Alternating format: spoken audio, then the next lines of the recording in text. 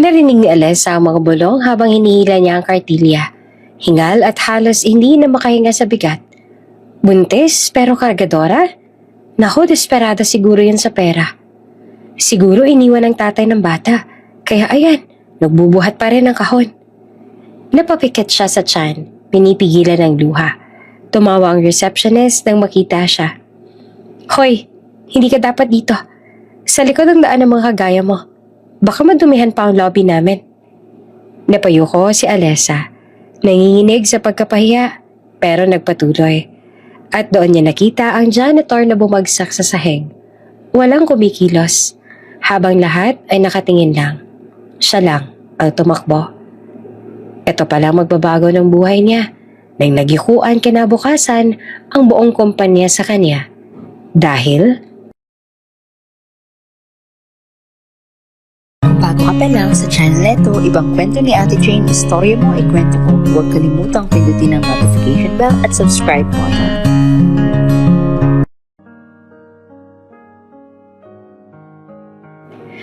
bilisan mo, Alessa, hindi yan uubra sa bagal mo.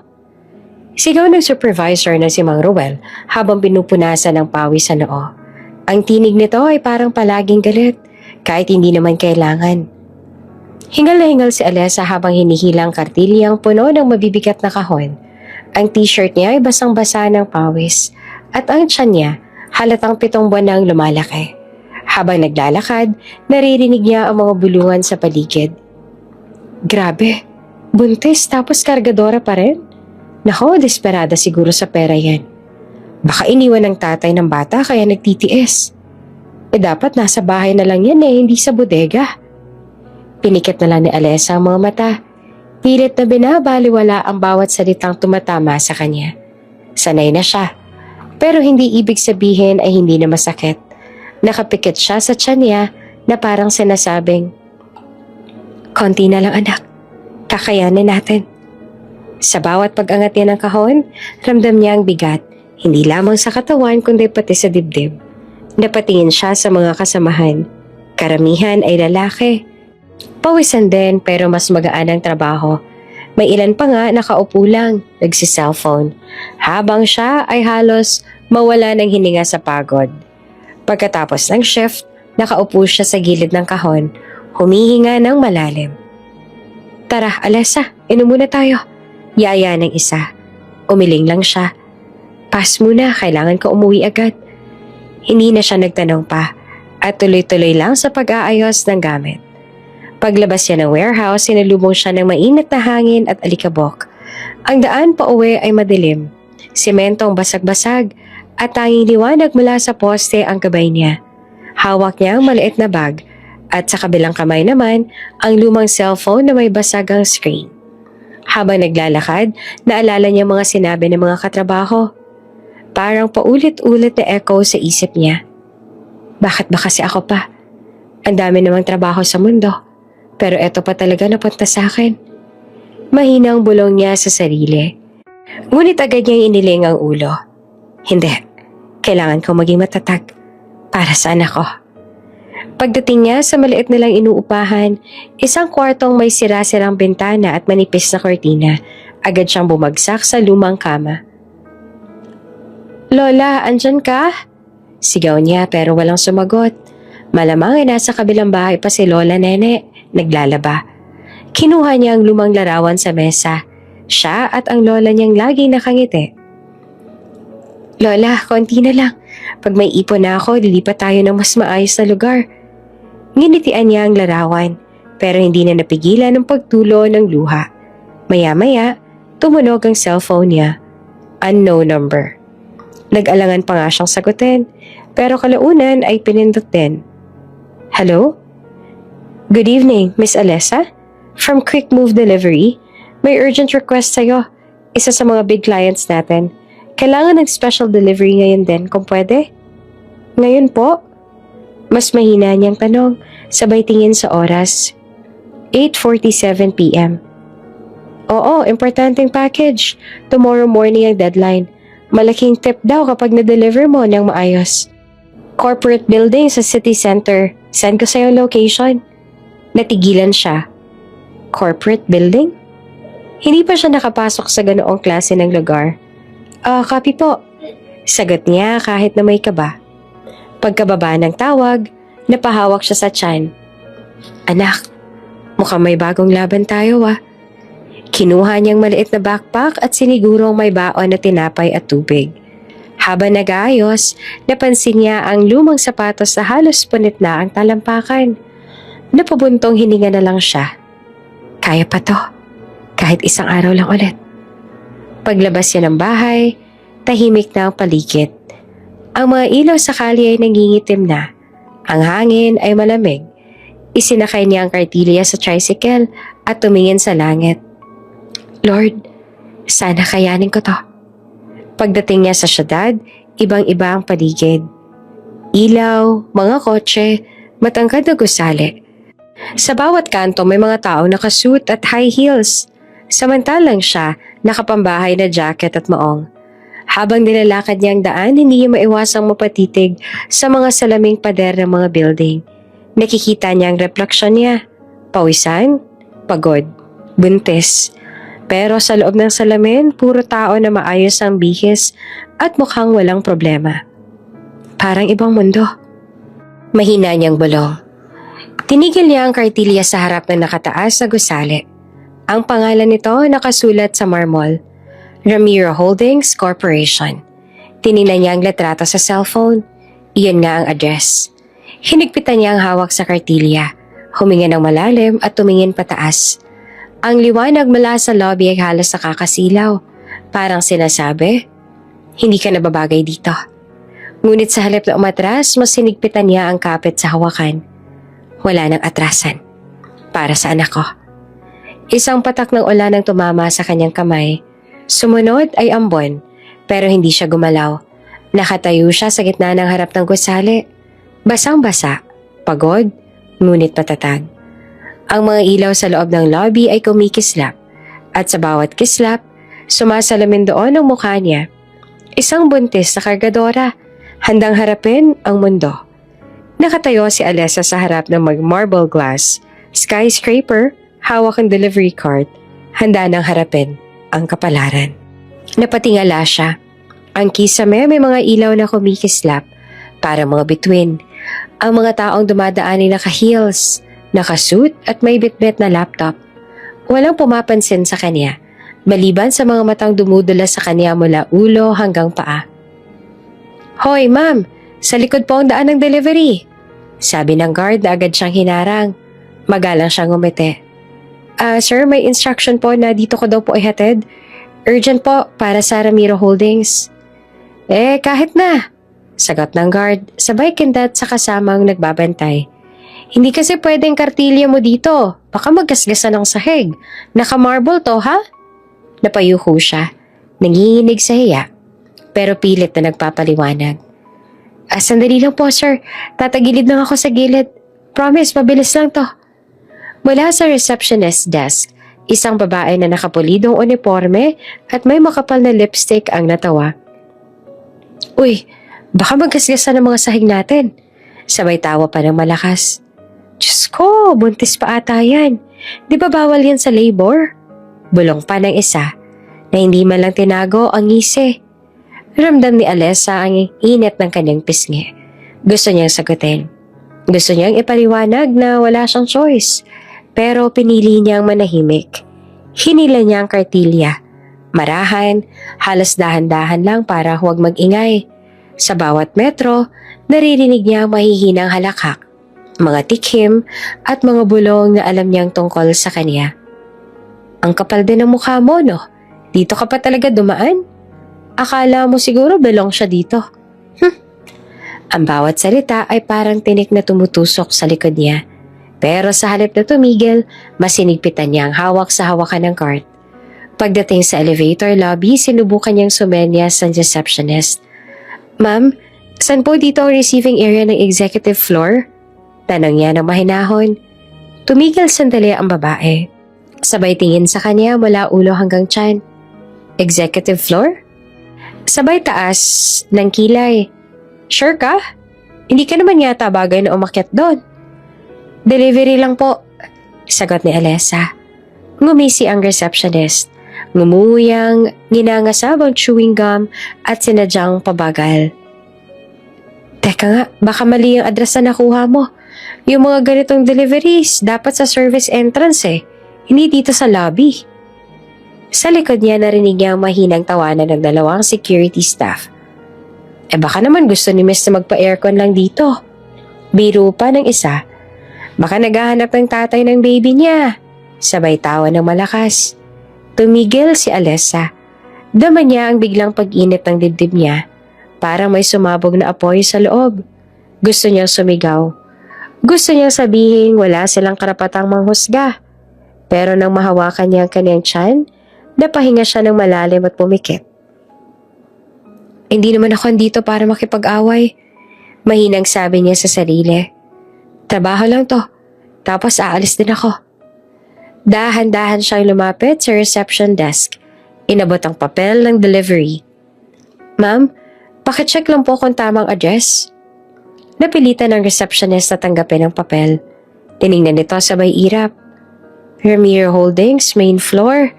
Ayun nga, executive delivery. Pero next time dumaan ka sa likod. Ayaw ni Sir Ramiro ang mga maduduming cart dito. Ngumiti si Alessa kahit gustong-gusto niya nang tumulo ang luha. Salamat po. Mahinahon niyang sagot. Sabay baw ng kaunti. Habang hinihila niya ang cart papunta sa gilid ng elevator, may lumapit na janitor na naglalabas ng mop. Sandali siyang tumigil para bigyan ng daan. Ngunit bago pa man siya makalayo, narinig niya ulit ang mga bulungan. Ang tapang din Kung ako yan, hiyang-hiya na ako. Kasi nga, desperate. Alam mo na, para may panggatas. Pinikit ni Alessa ang mga mata. Parang lahat ng ingay sa paligid ay naging iisang tunog. Puro pangmamaliit. Puro sa ilalim ng lahat ng iyon. May boses sa loob niya na bumubulong. Huwag kang sumuko. Pagdating sa elevator, nakita niya ang refleksyon niya sa salaming pinto. Basang buhok, pawisang noo, at isang kamay na mahigpit na nakahawak sa tiyan. Tumingin siya sa sarili. Hindi para kaawaan, kundi para paalalahanan. Hindi ako mahina. Bulong niya. Hindi ko kailangang ipaliwanag sa kanila kung bakit ako nandito. Tumunog ang elevator. Sandali siyang napatingin. Ngunit bago pa man siya makapasok, napahinto siya nang marinig ulit ang receptionist. Grabe. Kung ako yung boss, hindi ko papapasukin yan. Naka-uniform pa naman tayo dito tapos siya parang galing sa palengke. Napakapit si Alessa sa kartilya. Ramdam niya ang paninikip ng dibdib. Pero imbes sa sagutin, pinili niyang umiti. Isang ngiting pilit, pero may tapang. Huminga siya ng malalim at marahang pumasok sa elevator. Habang sumasarang pinto, tinitigan niya ang refleksyon niya sa salamin. Para saan ako? Bulong niya. Kahit ilang beses pa nila ako maliitin, hindi ako titigil. At sa sandaling iyon, habang napapataas ang elevator, ramdam niya ang kabog ng dibdib. Takot, kaba, pero may halong lakas. Alam niyang hindi siya bahagi ng mundong ito, pero hindi rin siya aalis hanggang hindi niya natatapos ang sinimulan. Hawak-hawak pa rin niya ang kartilya ng mga kahon nang bigla siyang harangin ng isang lalaki sa uniforme ng maintenance. Payat, medyo gusot ang uniforme at may pawis sa noo kahit malamig ang paligid. Miss, bawal ka dito sa area na to, sabi ng lalaki. Marahan pero medyo hinihingal. Pasensya na kuya, delivery lang po ko. Sabi po kasi ng receptionist dito lang sa executive floor dadalhin to. Sagot ni Alessa, magalang at mahinahon. Tumango lamang ang lalaki. Oo. Ako na siguro mag-aasikaso niyan. Ako kasi ang janitor dito. Si Gio nga pala. Ngumiti siya ng bahagya. Medyo pagod pero mabait ang tingin. May kakaibang init naman sa mga mata nito. Parang hindi ito tulad ng iba sa gusaling iyon. Salamat ha, sabi naman ni Alessa sabay abot ng form para permahan. Habang nakasandal sa pader si Gio para basahin ang papel, napansin ni Alessa ang bahagyang panginginig ng kamay nito. Kuya, okay ka lang? Tanong niya. Napansin ang unti-unting pamumutla ng mukha nito. Ngumiti naman si Gio kahit nanginginig. Ayos lang, Baka napagod na ako kanina sa pag-aayos ng aircon sa taas. Pero ilang segundo lang, humawak ito sa dibdib at bahagyang napaluhod. Kuya? Gulat na sigaw ni Alessa. Agad niya inilapag ang kartilya at lumapit. Hinawakan niya ang balikat ni Gio, pero ramdam niya ang bigat ng katawan nito. Parang biglang nanghina ang lahat ng laman. Kuya, huwag kang pumikit ha, sabi ni Alessa habang marahang tinatapik ang pisngi ni Gio. Walang sumasagot. Lalo lang nangitim ang paligid ng mga mata nito at bumigat ang hinga. Nagsimulang kabahan si Alessa. Mabilis ang tibok ng puso niya. Tulong! Pwede bang may tumulong dito? Sigaw niya. Pero walang sumilip mula sa mga cubicle. Ilang empleyado ang nagtingin na ng ilang sandali. Tapos agad na binalik ang tingin sa computer. Parang walang narinig. Nanginginig ang kamay ni Alessa habang sinusuportahan ang ulo ni Gio. Kuya, sandali lang ha. May ospital ba dito? Di ba meron? Wala pa rin sumasagot. Nakita niyang dumaan ng dalawang babae. Pareho naka-office attire. Excuse me, tawag ni Alessa na halos pumutok na ang boses niya sa kaba. Naimatay po yata siya. Pwede po bang tulungan niyo ako? Pero imbes na tumulong, nagkatinginan lang ang dalawa. Nako, baka lasing lang yan, sabi ng isa. O baka drama lang. Huwag mong galawin, baka madamay ka pa. Sagot ng isa pa. Sabay lakad, palayo. Naiyak si Alessa sa inis. Hindi siya lasing. Nahihirapan siyang huminga. Pero hindi niya napansin. Marang itinagilid ni Alessa ang ulo ni Gio, gaya ng natutunan niya noong aalagaan niya ang lola niya. Kuya, pakinggan mo ko. Tatayo tayo ha. Dahan-dahan lang. Pero nung tangkain niyang itayo ito, tuluyan ang bumigay si Gio. Bumagsak ito sa sahig. Tumama ang siko at muntik pang tumama ang ulo sa pader. Napahawak si Alessa sa bibig at nanginginig. Diyos ko, mahina niyang sabi. Sabay takbo papunta sa hallway. Guard! Nurse! Kahit sino! Sigaw niya na halos paos na. Ngunit tanging katahimikan lang bumalik bilang tugon. Mula sa kabilang dulo ng koridor, may dalawang lalaki pa siya nakitang papalapit. Parehong maintenance din. May mga dalang mop at timba. Kuya, pakitulungan naman ako. Nahimatay siya. Tumingin lang isa sa kanila. Nagkibit balikat. Si Gio? Ay nako, lagi na lang yan. Matigas kasing ulo niyan, ayaw magpahinga. Kuya, baka naman may sakit siya.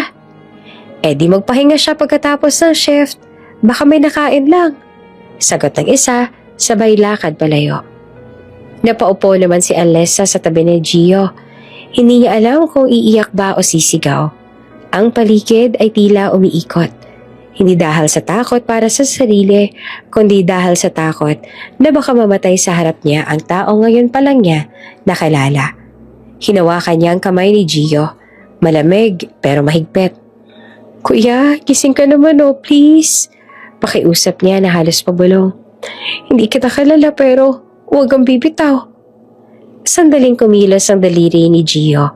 Parang sinubukan nitong igalaw ang kamay. Napasinghap si Alessa. Umaasang senyales iyon ng paghinga. Yan! Sige pa!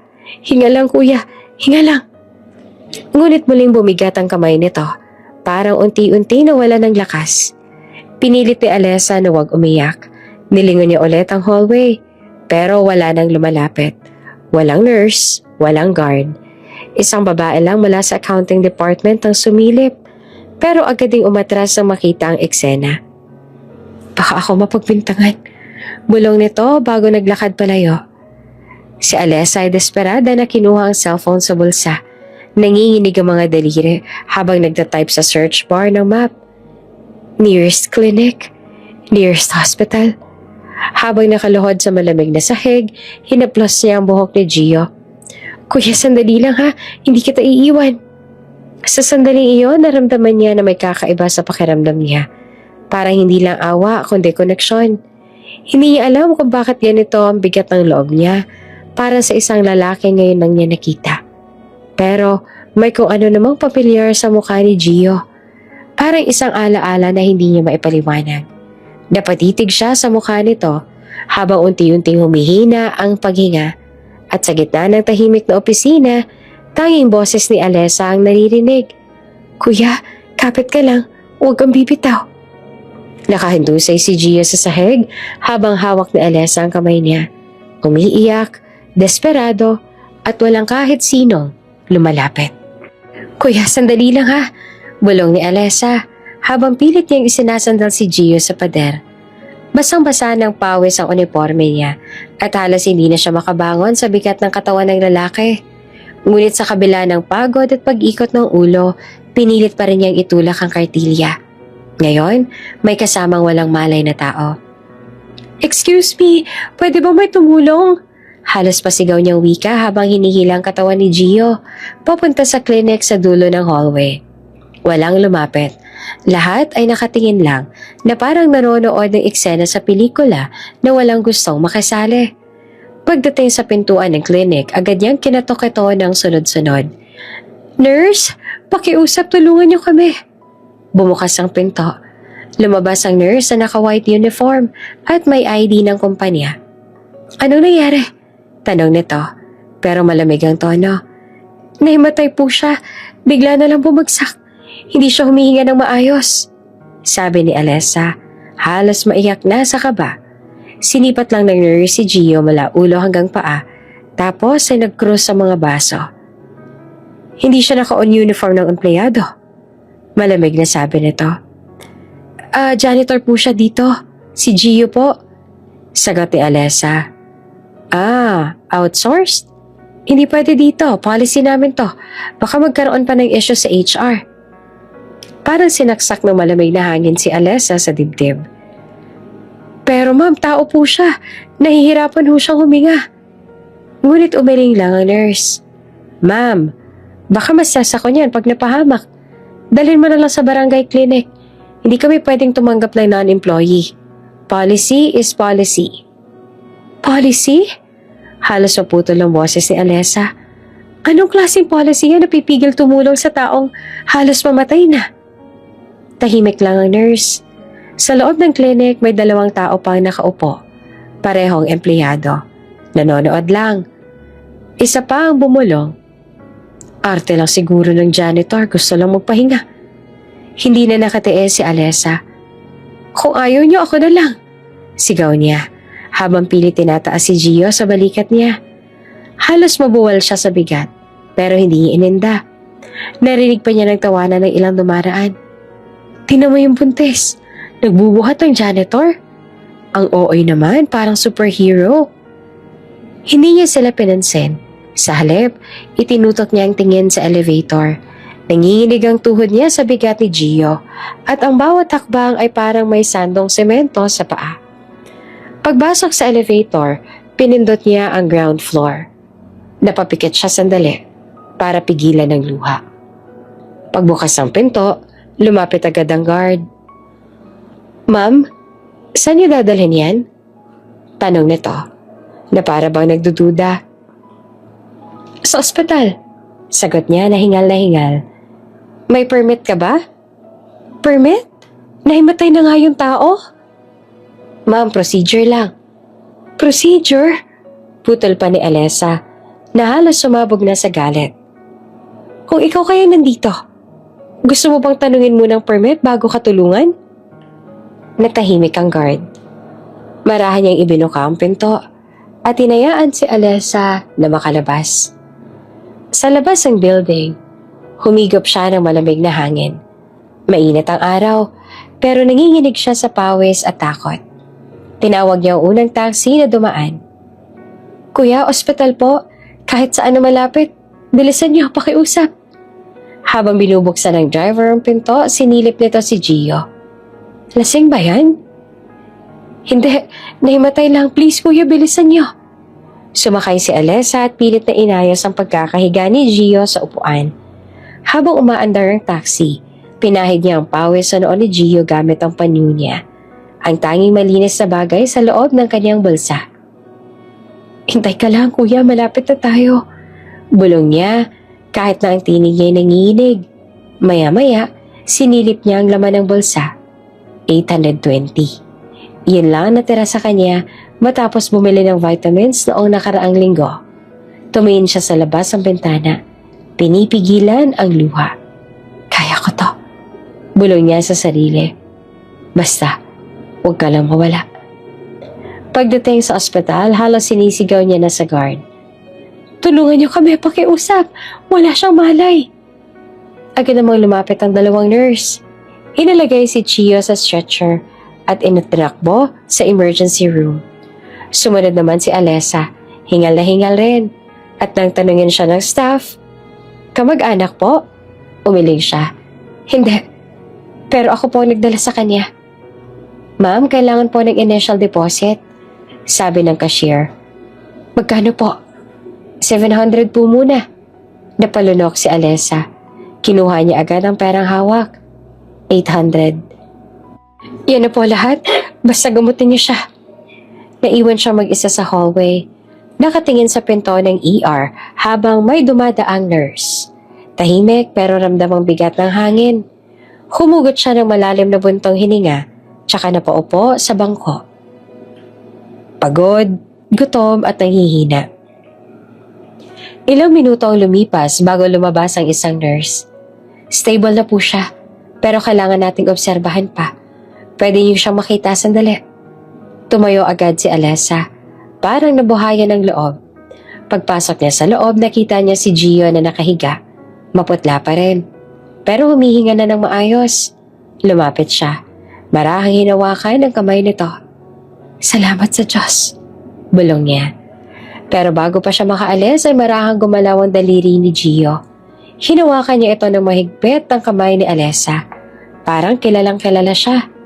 Napatitig si Alessa sa kanya. May kakaiba sa haplos na yon. Hindi ito simpleng pasasalamat. Parang may lambing. May pamilyar na init. Para bang matagal na silang magkakilala kahit ngayon lang sila nagtagpo. Nanatili siya nakaupo sa gilid ng kama. Hindi alam kung iiyak ba o ngingiti sa loob ng ER. Sa unang pagkakataon, tahimik siya pero hindi nag-iisa. Tahimik ang ospital. Tanging tunog ng monitor at mahinang ugong ng aircon ang pumupuno sa kwarto. Si Alessa ay nakaupo pa rin sa tabi ni Gio. Hawak-hawak ang kamay ng lalaking patuloy na walang malay. Maputla na siya sa pagod, ngunit hindi siya makaalis. Sa bawat hinga ni Gio, para bang siya'y humihinga para dito. Maya-maya bumukas ang pinto. Isang lalaki na kabarong, matikas at may presensyang parang sanay utusan ng mundo, ang pumasok. Kasunod niya ay ang dalawang security personnel at isang babae mula sa HR na halatang nanginginig sa kaba.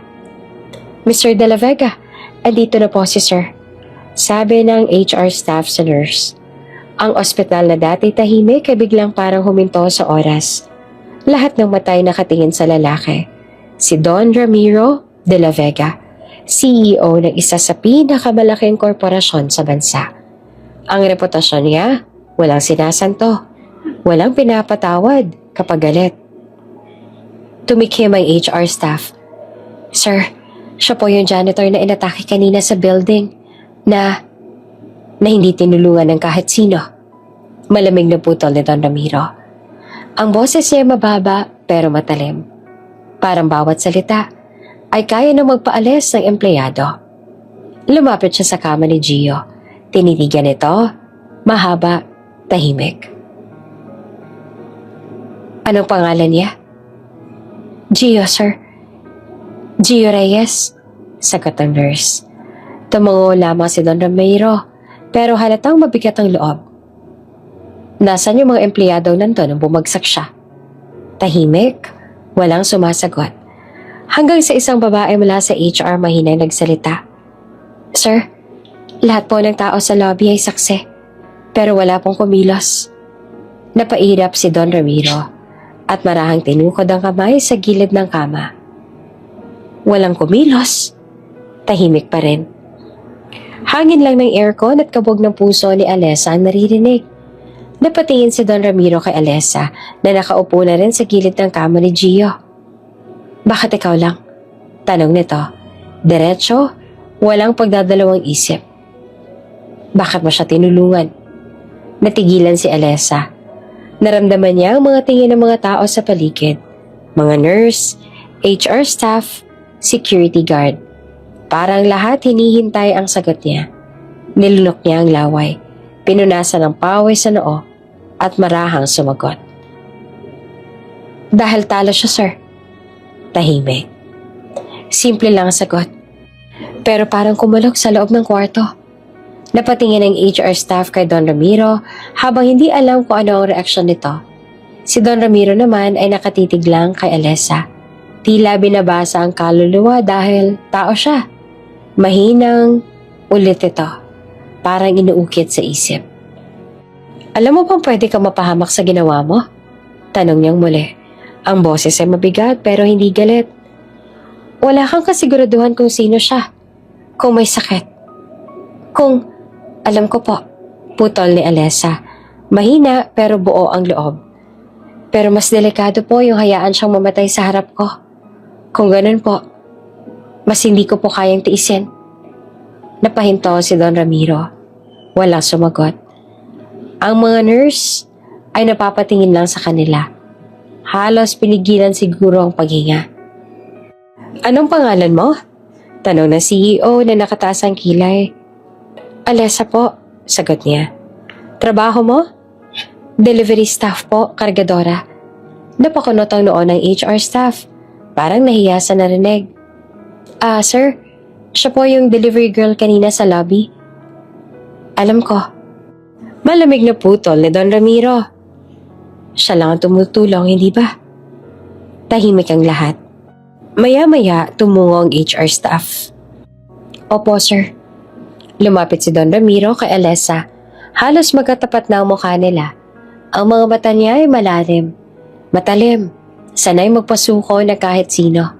Pero sa sandaling iyon, parang may bahid ng respeto. Hindi mo siya kilala. Wala kang pakinabang sa kanya. Pero tinulungan mo pa rin.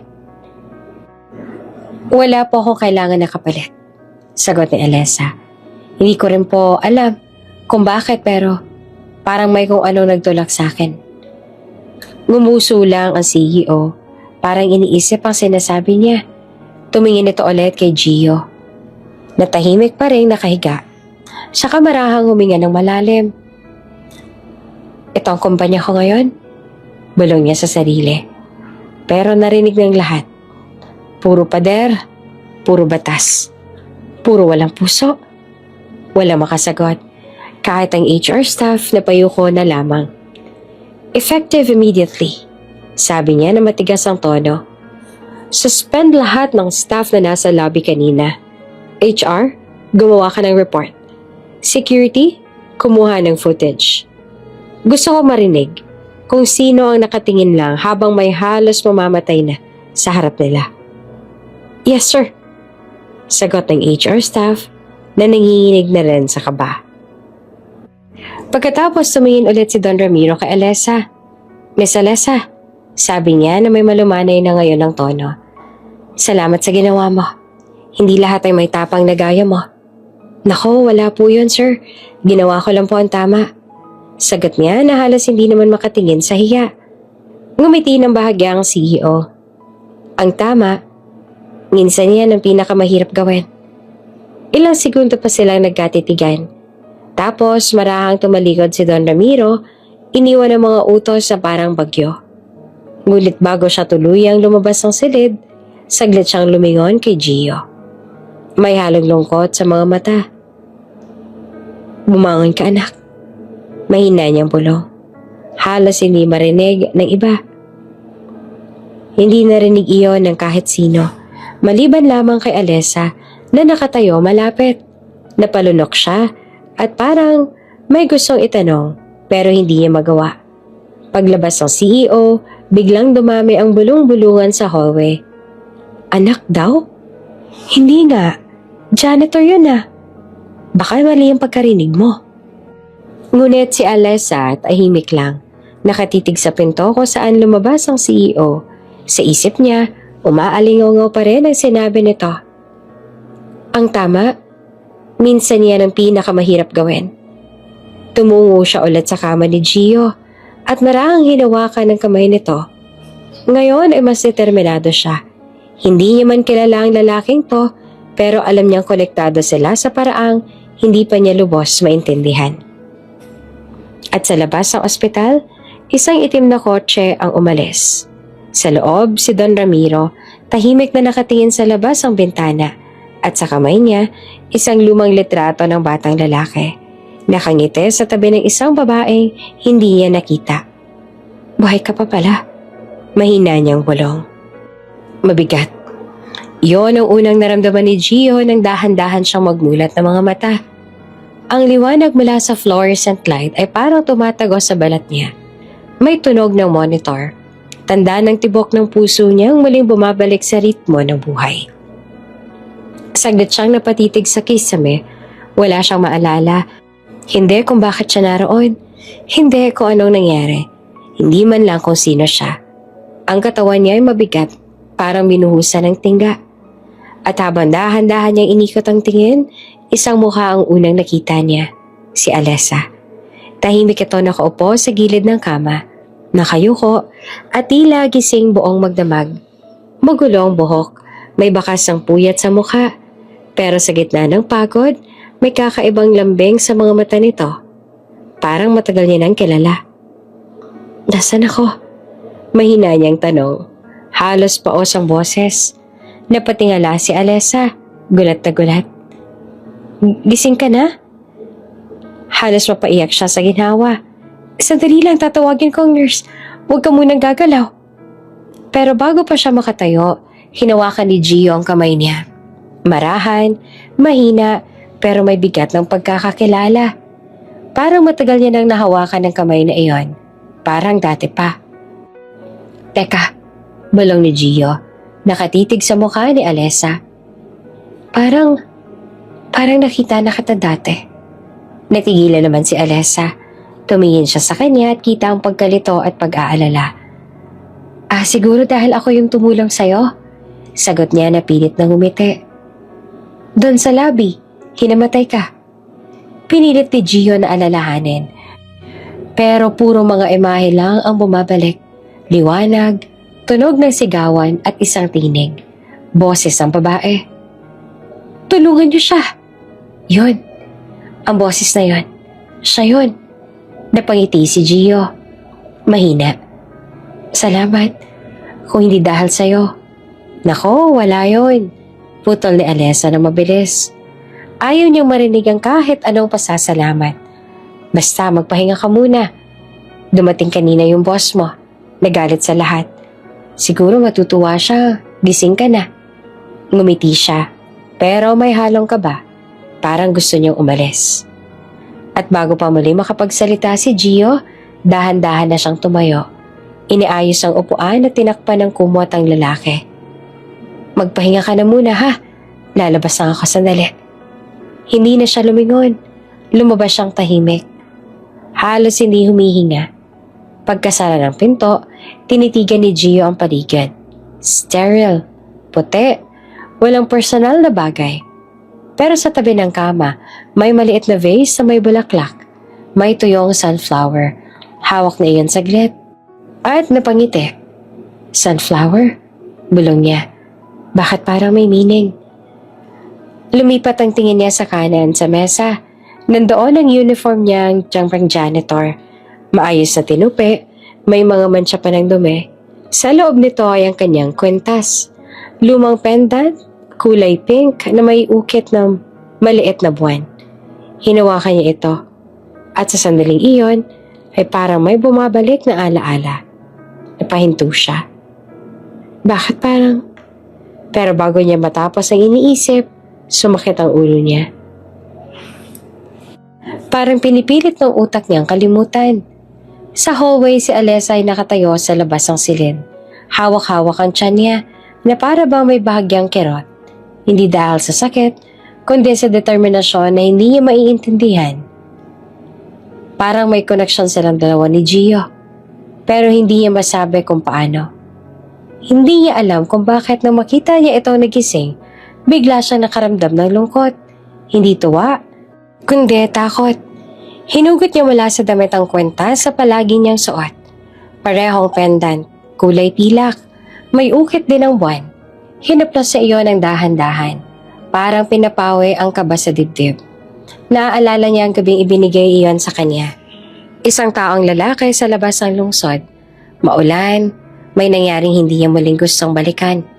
Binigyan siya ng kwentas bilang paalala ng isang gabi ng pagkakakilanlan, ng kabaliwan, ng sandaling gusto niyang kalimutan pero hindi niya magawa. Ang lalaki, hindi niya na muling nakita. Ang mukha, malabo na sa isip niya. Pero ang boses minsan sa panaginip niya, naririnig pa rin niya. At ngayon, sa loob ng silid, may lalaking may ganon ding kwentas. Ngunit habang lumalakad siya palayo sa silid, hindi niya maiwasang lingunin ang pinto. Parang sandali nagtagpo ang mga mata nila. Kahit alam niya hindi naman talaga. Parang may biglang humigpit sa dibdib ni Alessa. Isang pakiramdam na matagal niya nang tinatago. 2 kwentas. Magkaibang tao. Isang disenyo. Isa sa palad ni Gio, isa sa dibdib ni Alessa. Parehong buwan, parehong kinang. Parehong lihim na pilit nilang kalimutan. At habang bumabalik si Alessa sa labas, may dumaan na malamig na hangin sa hospital corridor. Parang bulong ng nakaraan na unti-unting muling bumabalik. Pagbabalik tanaw. Ang gabing iyon hindi dapat kanya. Hindi siya dapat nandoon. Pero minsan ang tadhana marunong magbiro. Please, Les. Ikaw lang pwede ko mapagkakatiwalaan. Hawak ni Bianca ang kamay ni Alessa habang nakaupo sila sa loob ng kotse sa labas ng isang marangyang hotel na may mga ilaw na parang bituin. Mayaman si Bianca, anak ng business tycoon, sanay sa mga event na may champagne at media cameras. Ngayon may private party daw ng mga bilyonaryo. Exclusive invitation only. At hindi siya pwedeng sumipot dahil ayaw niya makita ng fiancé niya roon ang tunay na agenda ng gabi. Magpanggap ka lang na ako, sabi ni Bianca, sabay abot ng isang eleganteng maskara. Wala namang makakakilala sa iyo eh. Just stay for an hour. Smile, drink a little, then leave. Simple lang. Bianca, baka hindi na... Please. Hinigpitan ni Bianca ang hawak niya. May tiwala ako sa'yo. Isa lang to. Promise. At doon nagsimula ang lahat. Pagpasok ni Alessa sa loob ng ballroom, muntik na siyang mapahinto. Ang chandeliers kumikislap na parang gintong ulan. Ang sahig ay makintab, halos ayaw niyang tapakan. Ang mga tao, puro elegante. Mga gown na parang gawa sa bituin. Mga barong at tuxedo na amoy mamahaling pabango. Parang ibang mundo, hindi siya makapaniwala. Kanina lang kargadora siya. Ngayon, para siyang bida sa isang pelikula. Tiningnan niya ang sarili sa salamin sa gilid ng hall. Hindi niya na halos makilala. Isang gown na kulay pilak, may hati sa gilid at isang pares ang mataas sa takong na halos hindi niya kayang lakarin. Sa labi niya ay pula, sa buhok, alon. Sa leeg may kwintas sa pinahiram lang na Bianca. Pero sa mga mata, nandoon pa rin ang Alessa na galing sa alikabok. Champagne, ma'am? Inabot ng waiter ang isang baso. Ngumiti siya. Marahang tinanggap iyon. Habang nakatayo sa gilid, pinagmamasan lang niya ang mga nag-uusap. Ang mga tawanan, parang rehearsed. Ang mga mata, puro lihim. At sa gitna ng lahat ng iyon, doon niya unang nakita si G. Si Gio. O sa gabing iyon ay si G. Ang pakilala niya. Nakatayo siya sa dulo ng bar, nakaitim na suit, may misteryosong ngiti at may mga matang parang may kwento. Hindi siya ang tipong mapapansin agad pero may presensya siyang mahirap ipaliwanag. Tahimik pero malalim. Nang magtagpo ang mga mata nila, sandaling tumigil ang musika sa isip ni Alessa. May kung anong humila sa kanya palapit. Parang kabang sabay kilig. Lumapit si Gio, hawak ang baso. Hindi ka yata sanay sa ganitong lugar. Bulong niya. Mahinahon ang boses. Napatawa si Alessa na medyo nagulat. Ganun ba kalata? Hindi naman, sagot niya. Pero iba yung tingin mo. Yung parang gusto mong lumabas pero ayaw mo ring umalis. Napayuko si Alessa, pilit na tinatago ang ngiti. Siguro kasi hindi ko alam kung saan ako lulugar. Tahimik si Gio saglit tapos ay ngumiti. Gusto mong sumayaw? At doon, nagsimula ang gabing hindi na mabubura. Habang tumutugtog ang isang slow piano, marahan niyang hinawakan ng kamay ni Alessa. Mainit ang palad nito, kalmado, at kahit sa gitna ng ingay ng tao, tila silang dalawa lang ang nandoon. Sa bawat ikot nila sa dance floor, unti-unting lumalambot ang mundo. Ang mga mata ni Gio puno ng pag-uusisa, parang may hinahanap. Ang mga mata naman ni Alessa puno ng kaba, parang may tinatagong lihim. G? Tanong niya. Ano bang ibig sabihin ng pangalan mo? Ngumiti lang si Gio. Depende. Minsan, goodbye. Minsan, ghost. Pero ngayong gabi, tumingin siya sa mga mata ni Alessa. Gentle. Napatawa naman si Alessa pero sa loob niya, may kung anong kumalabit. Matagal niya nang hindi naramdaman yon. Yung pakiramdam na parang ligtas siya, na kahit isang gabi lang, pwede siyang maging ibang tao. 1, 2, 3 baso ng wine. Hindi niya namalaya na malakas pala iyon. Ang paligid unti-unting lumambot, parang nagiging panaginip. Ang mga ilaw nagiging parang alon, at sa gitna ng lahat, si Gio lang ang malinaw. Lumapit ito, marahang itinabi ang isang hibla ng buhok niya. Ang ganda mo, bulong niya. At sa sandaling iyon, nakalimutan ni Alessa na siya ay si Bianca. Nakalimutan niyang galing siya sa likod ng warehouse. Ang alam lang niya, ito ang unang gabing may tumingin sa kanya na parang hindi siya basura. Lumipas ang oras, nauwi sila sa veranda ng hotel sa ilalim ng ilaw ng buwan. Tahimik, malamig ang hangin, amoy alak at halakak. Tumingin si Alessa sa langit. Baka bukas, pagsisihan ko to. Baka nga, sagot ni Gio na may ngiti. Pero ngayong gabi, huwag muna nating isipin yung bukas. Tumingin siya dito, at doon, unti-unti nang lumabo ang pagitan ng tama at mali, ng katotohanan at pantasya. Isang yakap, isang halik, at ang gabing iyon ay nagbago ng landas ang dalawang taong hindi dapat nagtagpo. Mainit pa ang hangin sa kwarto. Amoy alak, amoy pabango, amoy alaala ng gabing parang panaginip. Dahan-dahan niyang iminulat ang mga mata, at sa isang iglap, bumalik sa isip ni Alessa ang lahat.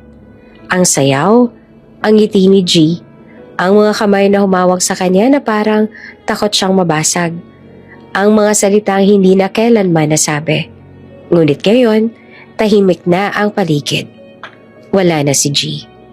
Napabangon siya at agad na hinanap ang presensya nito. Ang pinto ng suite, nakabukas ang bahagya, humahampas sa malamig na hangin. Sa mesa may basong may natirang wine at sa tabi nito ay isang kwentas. Ang pendant na hugis wine. Ang parehong pendant na nakasabit sa leeg ni Gio sa kasalukuyan. Pero hindi pa niya alam iyon. Dahan-dahan niyang dinampot ang kwentas. Parang pinapakinggan kung may tibok pa ng alaala. May maliit na papel sa ilalim nito. May sulat kamay na halos punit na sa pag-iyak ng tinta. For the night we both didn't plan, but we'll never forget. Napahawak siya sa dibdib. Pakiramdam niya ay may kumalas na bahagi ng sarili niya. Isang parte ng puso niyang hindi niya kilala. Pero nang mawala ang pinaka-importante sa kanya, parang hindi na siya buo. Umupo siya sa gilid ng kama. Nakatingin lang sa kwentas sa parang iyon na lang ang katibayan na hindi lahat ay panaginip. Sa labas ng bintana, unti-unti nang sumisikat ang araw. Pero para kay Alessa, parang lalong dumidilim. Hindi niya alam kung ano ang mas masakit. Yung hindi niya alam kung sino talaga si G o yung alam niyang hindi na sila magkikita. Lumipas ang mga araw, bumalik siya sa dati niyang buhay. Pawis, alikabok at mga kahon. Walang trace ng babae sa pilak na gown. Walang bakas ng hotel ballroom o chandeliers. Ang natira lang ay ang pendant na nakasabit ngayon sa kanyang dibdib. Lagi niyang dinadala sa tuwing pagod siya. Sa tuwing pakiramdam niya ay wala ng bukas. Hanggang sa dumating na ang araw na yon. Ang araw na natuklasan niyang may buhay na nabuo sa loob niya. Sa unang pagkakataon, tumingin siya sa salamin. Hindi bilang kargadora, hindi bilang impostor, kundi bilang ina. At habang pinagmamasa ng maliit na umbok ng kanyang tiyan, hinawakan niya ang pendant at bumulong. Kung sino ka man, Salamat. Dahil kahit isang gabi lang, pinaniwala mo akong karapat-dapat akong mahalin. Kasalukuyan. Tahimik ang ospital. Ang puting ilaw, malamig na parang yelo. Sa loob ng silid ay nakahiga si Gio. Mahina pa rin, pero dahan-dahang gumigising. Nakaayos na siya ngayon. Wala na sa maruming uniforme ng janitor. Naka-patient gown at sa tabi ng unan niya, may isang maliit na kwenta sa kanyang bulsa. Dumilat siya at parang nagising sa panaginip na matagal nang tapos. Mabigat pa ang ulo niya. Pero ang unang pumasok sa isip niya ay ang mukha ng babaeng tumulong sa kanya. Yung buntes sa kargadora. Yung mga mata nitong puno ng awa pero may lakas. Yung boses nitong nanginginig pero may tapang. Alessa, mahinang tawag niya, halos bulong lang. Pero walang sumagot. Tanging tunog lang ng makina ng ospital ang narinig niya. Ibinaba niya ang kamay niya sa bulsa. Doon niya naramdaman ang kwentas. Dahan-dahan niyang inilabas iyon. Hawak niya ang pendant na hugis buwan. Bahagyang napangiti si Gio, pero agad ding napakunot ang noo. Parang may mali. Parang may kulang. Hindi niya maipaliwanag kung bakit, pero may kakaibang init sa pendant. Parang may koneksyon sa isang bagay o sa isang tao na matagal niya nang hinahanap. Sa kabilang dulo ng ospital, lumabas si Alessa mula sa billing section. Pagod, walang tulog, at may band-aid pa sa braso dahil sa stress. Bitbit ang maliit na bag at karton ng natirang mga gamit sa delivery. Ngayon lang siya nakahinga ng maluwag, pero may bigat pa rin sa dibdib niya. Lumapit siya sa isang bench sa hallway. Naupo at marahang hinaplos ang tiyan. Okay na baby. Okay na si Kuya Janitor, ligtas na siya. Ngumiti siya kahit napilit, pero may tumulong luha. Hindi niya alam kung bakit siya ganong kaapektado sa lalaking halos hindi naman niya kilala. Sa dibdib niya nakasabit pa rin ang kwentas. Nilaro niya pa rin iyon sa daliri. At doon niya napansin na may maliit na gasgas sa likod ng pendant. Nang titigan niya na mabuti, may nakaukit na letrang G. Napatingin siya sa kawalan. G. Parang pamilyar. Napailing siya. Umiwas, pilit nilulunok ang emosyon. Hindi pwede. Hindi yun siya. Bulong niya sa sarili, pero mas lalo lang na kumirot ang dibdib niya. Dalawang taong pinaghiwalay ng pagkakataon. Dalawang kwentas na iisa ang hugis. At dalawang pusong pareho ng tanong. Sino ka sa buhay ko? Sa labas ng bintana, bumuhos ang ulan. At sa bawat patak nito, parang may bulong ng alaala na gustong magpahiwatig. Ang camera ay nag-zoom sa dalawang kwentas. Isa, nakasabit sa leeg ni Alessa habang siya ay naglalakad palabas ng ospital. Ang isa, nakahawak sa palad ni Gio habang siya ay nakatingin sa kisame. Iisang pendant, iisang gabi. Iisang tadhana na muling magtatagpo. Hindi dahil sa tsamba, kundi dahil hindi natatapos ang mga kwento na isinulat ng puso. Mula sa unang hakbang ni Gio sa loob ng lobby, ramdam niya ang kakaibang bigat ng lugar. Iba na ngayon ang pakiramdam ng gusali. Parang bawat marmol na sahig ay may kwento ng kahihiyan, kabutihan at mga mata na minsan ay tumingin sa kanya bilang walang kwenta. Pero ngayong bumalik siya, bitbit niya ang bagong tungkulin. Hindi bilang ordinaryong empleyado, kundi bilang trainee sa ilalim ng undercover immersion program ng kumpanya. Alam niya, ito ang huling linggo bago siya opisyal na maupo bilang Vice President for Operations. Pero sa ngayon, janitor ulit siya. Suot ang pamilyar na asul na uniforme, dala ang mop at timba. Habang pinupunasan niya ang salamin ng elevator, napangiti siya ng mahina. Parang kahapon lang. Bumagsak siya sa sahig dito. Walang gustong tumulong, maliban sa isang babae na may mahinhing boses at matapang na puso. Salamat sa iyo, Alessa. Mahina niyang bulong, kahit alam niyang wala ito sa paligid.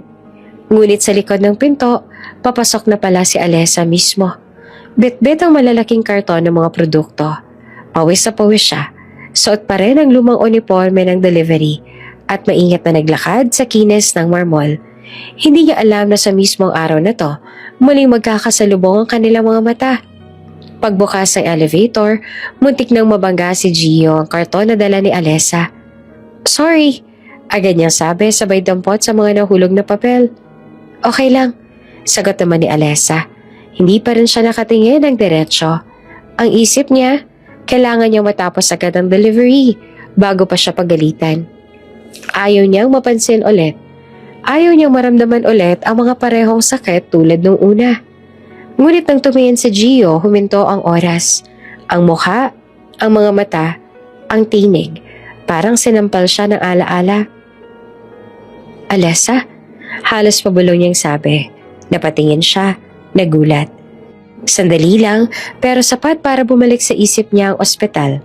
Ang mahigpit niyang pagkakahawak sa kamay ng lalaking inalagaan niya. Ngayon, nasa harap niya ulit ito. Buhay, nakangiti. Pero ibang tingin, hindi na mahina. May ningning ng pasasalamat at paggalang. Kamusta ka na? Tanong ni Gio. Mahina pero puno ng emosyon. Maayos naman po. Kayo? Iwas si Alessa. Pinilit paging kalmado kahit kumakabog ang dibdib niya. Hindi siya makatingin ng diretsyo. Baka mabasa sa mga mata niya ang mga lihim na matagal niyang tinago. Salamat nga pala sa ginawa mo ng isang araw. Tuloy ni Gio. Kung wala ka, baka wala na ako ngayon. Ngumiti siya ng pilit. Ginawa ko lang ang tama. Pero sa loob-loob niya, gusto niyang sabihin. Hindi ko nga rin alam kung bakit kita tinulungan ng ganun eh. May kakaiba kasi sa'yo. Tahimik silang dalawa ng ilang sandali. Tanging tunog ng mga paa sa sahig at mahinang tikatik ng mop ang maririnig. Pagkatapos ng ilang segundo, may dumaan na supervisor, si Miss Perez. Mataray at laging maingat sa imahe ng kumpanya. Oh, Alessa, bakit andito ka na naman? I told you deliveries go through the back door. Ay, pasensya na po ma'am. Pinapasok po ako ng guard kasi mabigat po ang dala ko. Mahinahong paliwanag naman ni Alessa. Napatingin si Miss Perez kay Gio. Ikaw, janitor, tulungan mo na nga yan. Baka mabasagan pa tayo ng sahig. Opo ma'am. Yumuko naman si Gio. Sabay dampot sa kahon para tulungan si Alessa. Ngumiti si Alessa ng bahagya. Salamat po. Walang anuman. Sagot ni Gio na halos pabulong. Habang sabay silang naglalakad papasok sa delivery area, ramdam nilang pareho ang tensyon.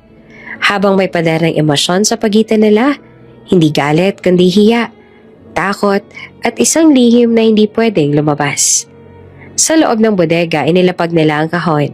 Si Alessa humawak sa tiyan niya sandali. Hindi dahil sa sakit kundi dahil sa tahimik na kaba. Baka mapansin niya. Pagod ka na? Tanong ni Gio na nakamasid. Kaunti lang. Sanay naman na po. Ngumiti siya. Pilit na tinatago ang pagod. Napansin ni Gio ang bahagyang paghaplos niya sa tiyan. Napakunot noo siya, pero hindi na nagtanong. Sa halip, iniabot niya ang isang malamig na bottled water. Para sa'yo. Wala kang kasama, diba? Thank you. Tinanggap ni Alessa pero hindi pa rin tumingin ng diretsyo. Tahimik lang ulit. Hanggang sa may lumabas sa grupo ng empleyado sa kabilang side ng bodega. Nagtatawanan habang nagkukwentuhan. Uy, yan yung buntis sa kargadora, diba? Pabulong pero malinaw. Nako, kung baka kay kani-kanino lang yan. Lagi kasing mag-isa. Nanigas si Alessa, pero hindi siya tumingin. Pinili niyang lunukin ulit ang sakit. Si Gio naman ay napatingin sa kanila. Malamig ang titig. May problema ba kayo? Tahimik agad ang grupo. Isa sa kanila ay nagkunwaring busy. Wala po kuya. Napangiti naman si Gio ng marahan. Pero may lalim sa mga mata niya. Kung wala, edi ayos. Paglabas ng grupo, napahinga si Alessa ng malalim. Salamat. Dapat wala silang karapatang husgahan ka. Sabi ni Gio ng seryoso. Hindi mo kailangang ikahiya kung sino ka. Ngumiti si Alessa. Mahina, pero totoo. Sanay naman ako. Basta nakakatayo pa ako, ayos na. Tumango si Gio, pero sa loob niya, ramdam niya ang paghanga. Ang lakas ng babae sa harap niya. Simpleng damit, pagod na mukha, pero may tapang sa bawat galaw. At sa gitna ng lahat, hindi niya alam kung bakit parang may koneksyon na mas malalim pa sa pasasalamat. Bago siya makasagot, dumating ulit si Miss Perez. Janitor, tapusin mo na yan. May ipapagawa pa ako sa'yo sa upper floor. Opo, ma'am. Sagot naman ni Gio. Alessa, ikaw, tapos ka na? Next delivery mo sa conference room. Bilis. Opo, ma'am. Sabay sagot niya. Habang papalabas si Alessa, nagtagpo ulit ang mata nila ni Gio. Ilang segundo lang pero sapat na para maramdaman nila na pareho ang tanong sa isip. Bakit parang matagal na tayo magkakilala? At sa bawat hakbang ni Alessa papalayo, naririnig ni Gio ang tibok ng sariling puso. Mabagal, mabigat, at puno ng hiwaga. Hindi niya alam na ang lihim na hinahanap niya ay nasa sinapupunan ng babaeng yon. Mainit ang tanghali sa cafeteria ng kumpanya. Amoy pa lang ng kape at lutong ulam ay halatang oras na ng pahinga. Pero para kay Alessa, walang pahinga. Nagde-deliver pa rin siya ng mga bagong stock ng bottled drinks. Pawis sa pawis habang binibilang ang mga kahon. Dito mo lang ilagay, sabi ng isang staff na halos hindi mo lang siya tinitingnan. Pero bilisan mo ha, may meeting pa kami. Opo, mahinahon niyang sagot.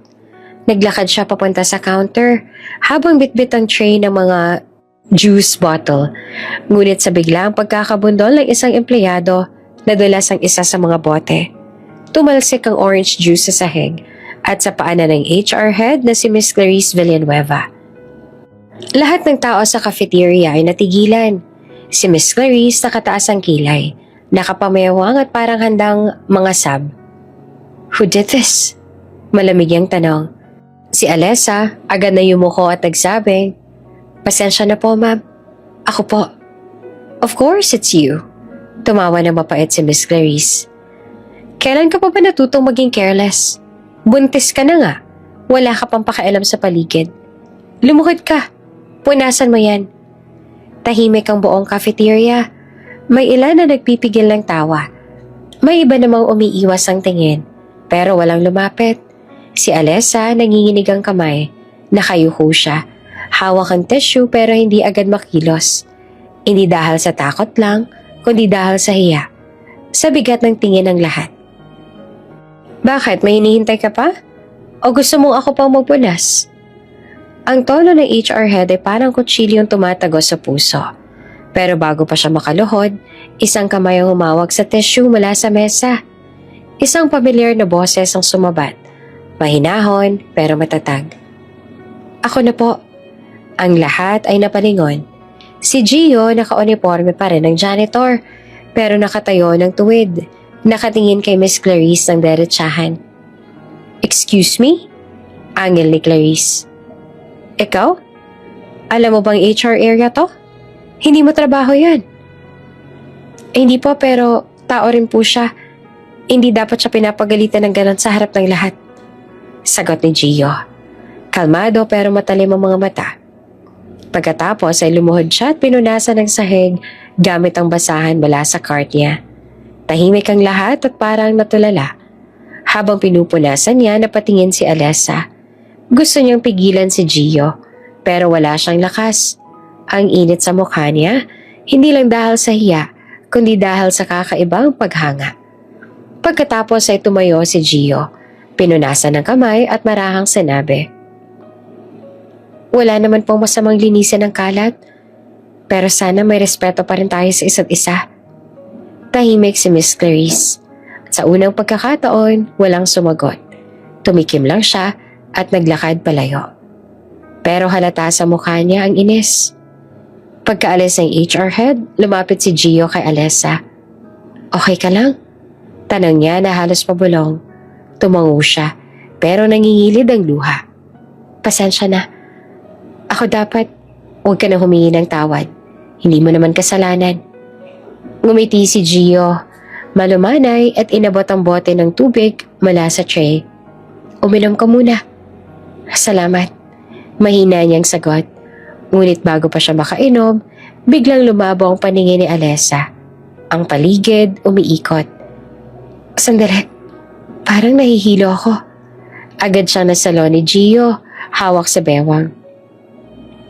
Hey Alessa, relax lang. Huminga ka ng malalim. Sabi niya na may halong kaba sa boses. Ang mga tao sa paligid na pahinto. Pinapanood sila. May ilan pang nagbubulungan. Nako, paka-arte lang yan. Sabi ng isang babae sa likod. Ang OA, kakapunas lang, hilo agad. Ngunit hindi nakinig si Gio. Hinawakan niya na maingat ang kamay ni Alessa habang sinusubukang patayuin ito. May klinik dito, dadalhin kita. Umiling si Alessa. Huwag na, nakakahiya. Hindi nakakahiya ang alagaan ka. Tugon naman ni Gio, mahina pero buo. Habang pinapatayo niya ito, naramdaman niya ang bahagyang pag-igting ng tiyan ni Alessa. Napatigil siya. Alessa? Bulong niya na halos hindi marinig. Buntis ka, diba? Tahimik. Huwag ka mag-alala, sabi ni Gio na marahang nakangiti. Hindi kailangang malaman ng lahat. Basta okay ka, ayos na. Tumingin siya kay Gio at doon, sa unang pagkakataon mula nang magkita ulit sila, may lumambot sa puso ni Alessa. Hindi niya alam kung bakit siya kampante sa presensya nito. Parang may kilalang lambing. May koneksyon na hindi niya maipaliwanag. Tahimik silang naupo sa isang bakanteng mesa habang umiinom siya ng tubig. Si Gio naman ay tinitingnan siya mula sa kabilang side. Maingat, parang ayaw masyadong magtanong. Sa gitna ng cafeteria na puno ng mga bulungan, tila silang dalawa lang may sariling mundo. Isang sandaling puno ng pag-unawa, kahit walang salitang malinaw na binigkas. Salamat ulit. Bulong ni Alessa na halos pabulong. Ngumiti naman si Gio. Wala yon. Basta huwag mo hayaang apihin ka nila. Lalo na ngayon. Tumingin siya sa kanya. Nagtataka. Lalo na ngayon? Ngumiti lang si Gio. Pilit tinatago ang halong saya at kirot. May mga taong hindi nakikita ang halaga mo. Pero may iba din naman na hindi mo alam. Matagal ka nang pinapahalagahan. Sa sandaling iyon, pareho silang natahimik. Nagtagpo ang mga mata. Walang salita. Pero malinaw ang koneksyon. Isang tinig na puno ng tanong at ng damdaming pilit nilang tinatago. At sa gilid ng cafeteria, may isang empleyado na nakatingin sa kanila, si Miss Perez. Tahimik pero may ngiti sa labi.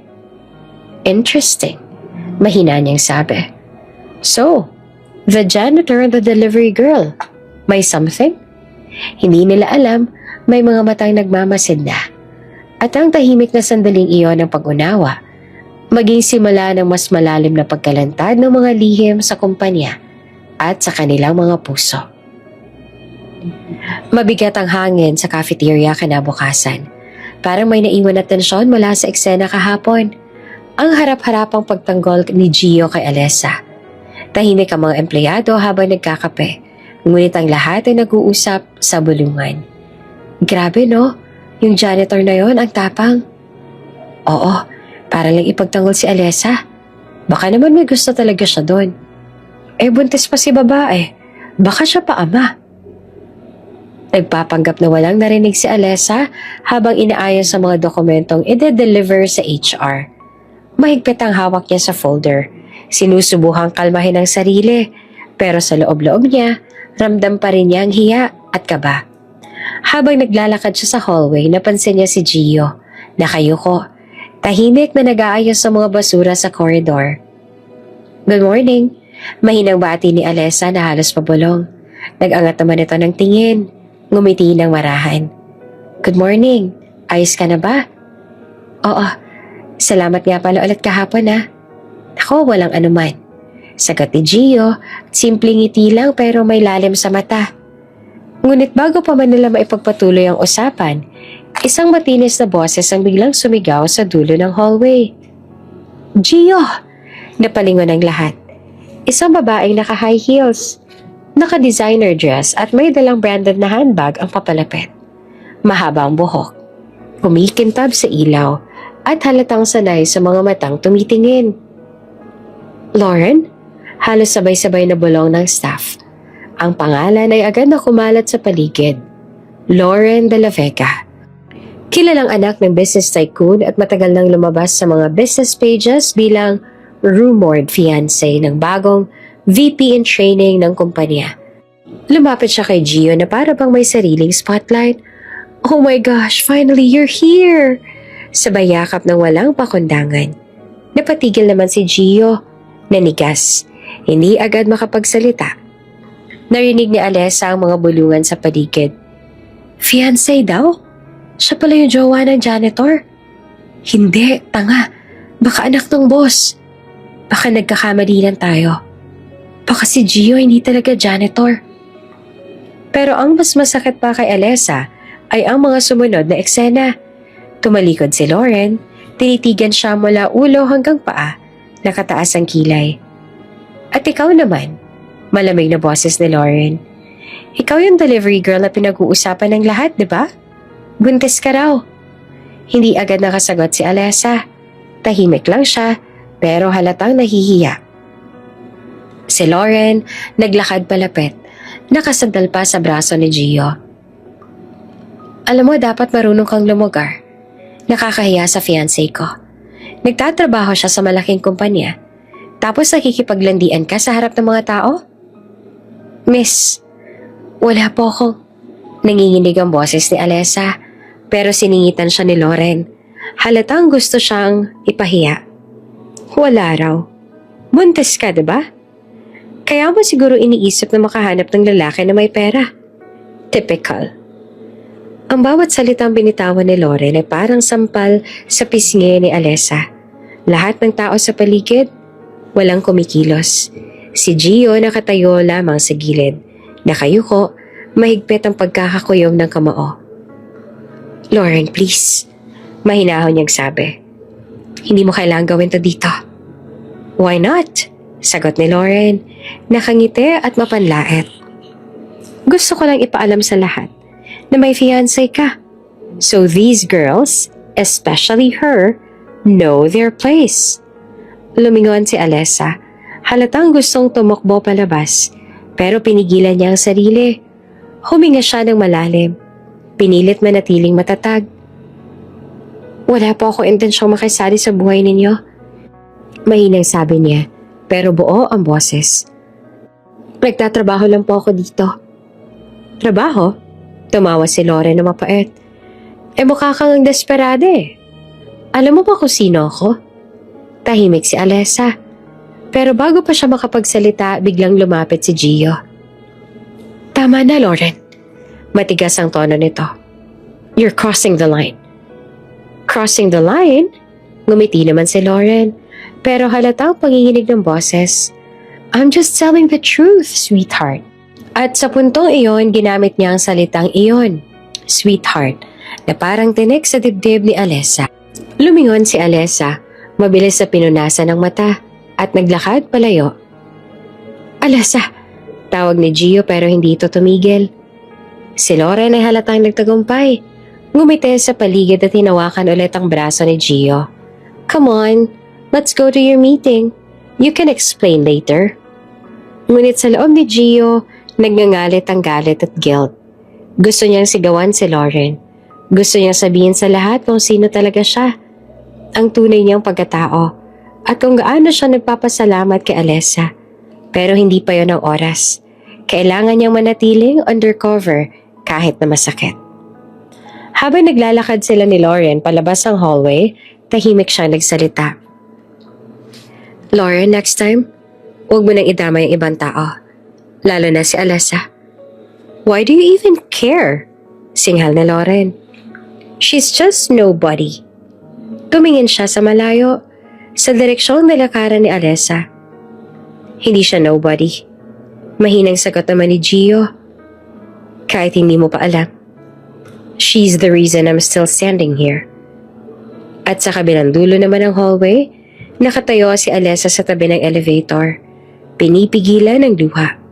Hawak niya ang tiyan, marahang hinahaplos at bumulong. Huwag kang mag-alala, anak. Kaya ko to.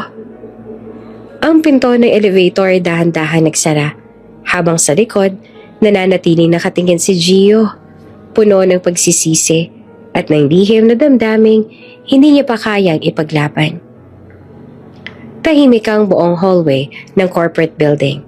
Tanghali pero ramdamang lamig ng aircon na tila dumadaan sa buto. Nakatayo si Alessa sa may gilid ng elevator, nakayuko Hawak-hawak ang maliit na sobre. Sa loob nito ay nakaipit ang isang ultrasound photo, ang unang larawan ng kanyang dinadala. Habang naghihintay ng tawag mula sa supervisor, nanginginig ang kanyang kamay. Gusto niyang umuwi agad. Pagod na siya sa mga bulong at tingin ng mga tao. Sa mga pasaring na, ang kapal naman, buntis tapos nagtatrabaho pa. Pero kailangan niyang kayanin para sa anak niya. Bumukas ang elevator. Sabay bumalaga si Gio. Nakasuot siya ng simpleng uniform, bitbit ang cleaning cart.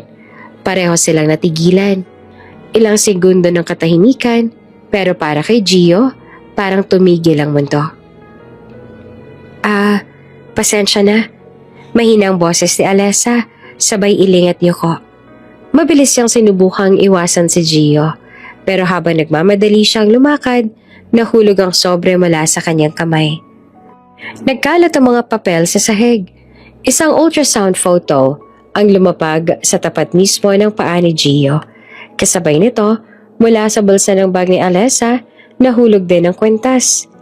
Iyong maliit na pendant na bilog, may ukit na buwan sa gitna. Napayuko si Gio, parang may humihila sa kanya pababa. Una niyang pinulot ang larawan. Nakita niya ang maliit na imahe, isang sanggol, may petsa sa taas. Same month, same year. Huminto siya at nanginginig ang kamay. Napatingin kay Alessa pero abala ito sa pag-aayos ng iba pang papel. Hindi alam na hawak na ni Gio ang pinakamalaking sekreto ng gabi nila. Sumunod niyang pinulot ang kwentas. Sa sandaling iyon, parang bumalik ang lahat ng alaala. Ang mahina niyang tawanan noon. Ang amoy ng alak sa gabi ng party at ang gabing pareho silang naligaw sa damdamin. Napasinghap si Gio. Ang pendant na iyon, siya mismo ang pumili. Ibinigay niya iyon sa babaeng nakilala niya bilang Bianca sa party. Pero si Alessa pala yun. Dahan-dahan niyang sinapo ang kwentas sa palad habang pinagmamasa ng ultrasound sa kabilang kamay. Naramdaman niyang parang pinipigilan siyang huminga. Lahat ng tanong na pinilit niyang kalimutan ay bumalik. Gio? Tawag ng isang staff sa dulo ng hallway, pero hindi siya umimik. Hindi niya kayang iangat ang tingin. Mula sa gilid ng mata niya, nakita niya si Alessa na lumalapit. Ay nako, salamat.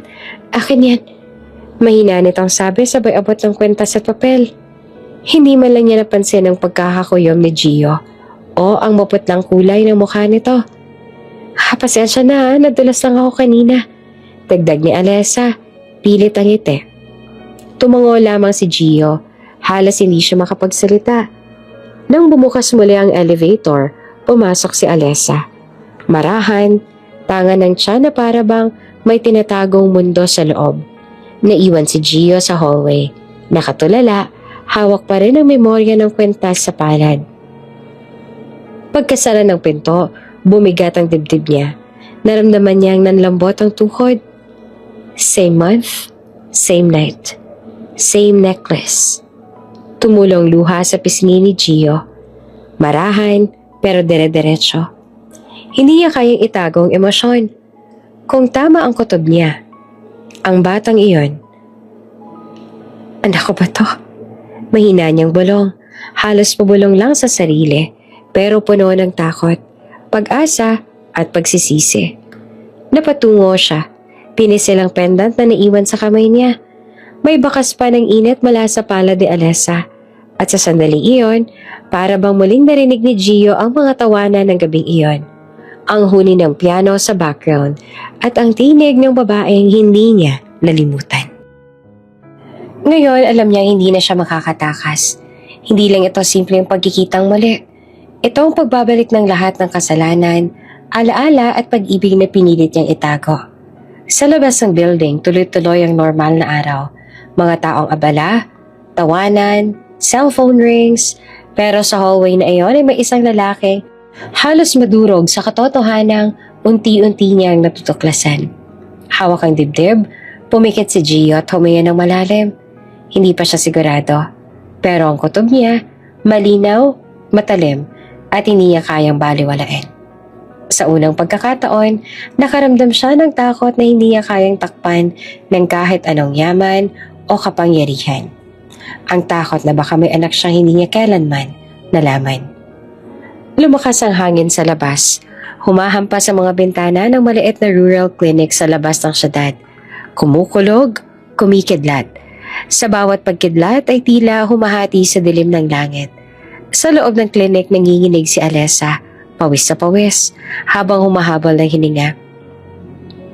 Dok, masakit na po, parang lalabas na siya. Halos pabulong pero puno ng takot. Ang nurse na nagbabantay halatang kinakabahan din. Ma'am, maghintay po muna. Wala pa po si Doc. Naipit pa sa baha sa kabilang bayan. Napapikit si Alessa at kumapit sa gilid ng kama. Pero hindi ko na kaya, Diyos ko. Ang ulan sa labas ay tila sumasabay sa bawat kirot na nararamdaman niya. Sa kabila ng kulog at hangin, biglang bumukas ang pinto ng klinik. Alessa! Sigaw ng isang pamilyar na tinig. Si Gio, basang-basa, hingal na hingal, may putik sa pantalon at halatang tumakbo mula kung saan. Nang makita niya si Alessa, tumulo ang luha nito. Gio, bakit ka andito? Lumapit si Gio. Walang pagdadalawang isip, hinawakan ang kamay niya. I told myself, I won't leave again.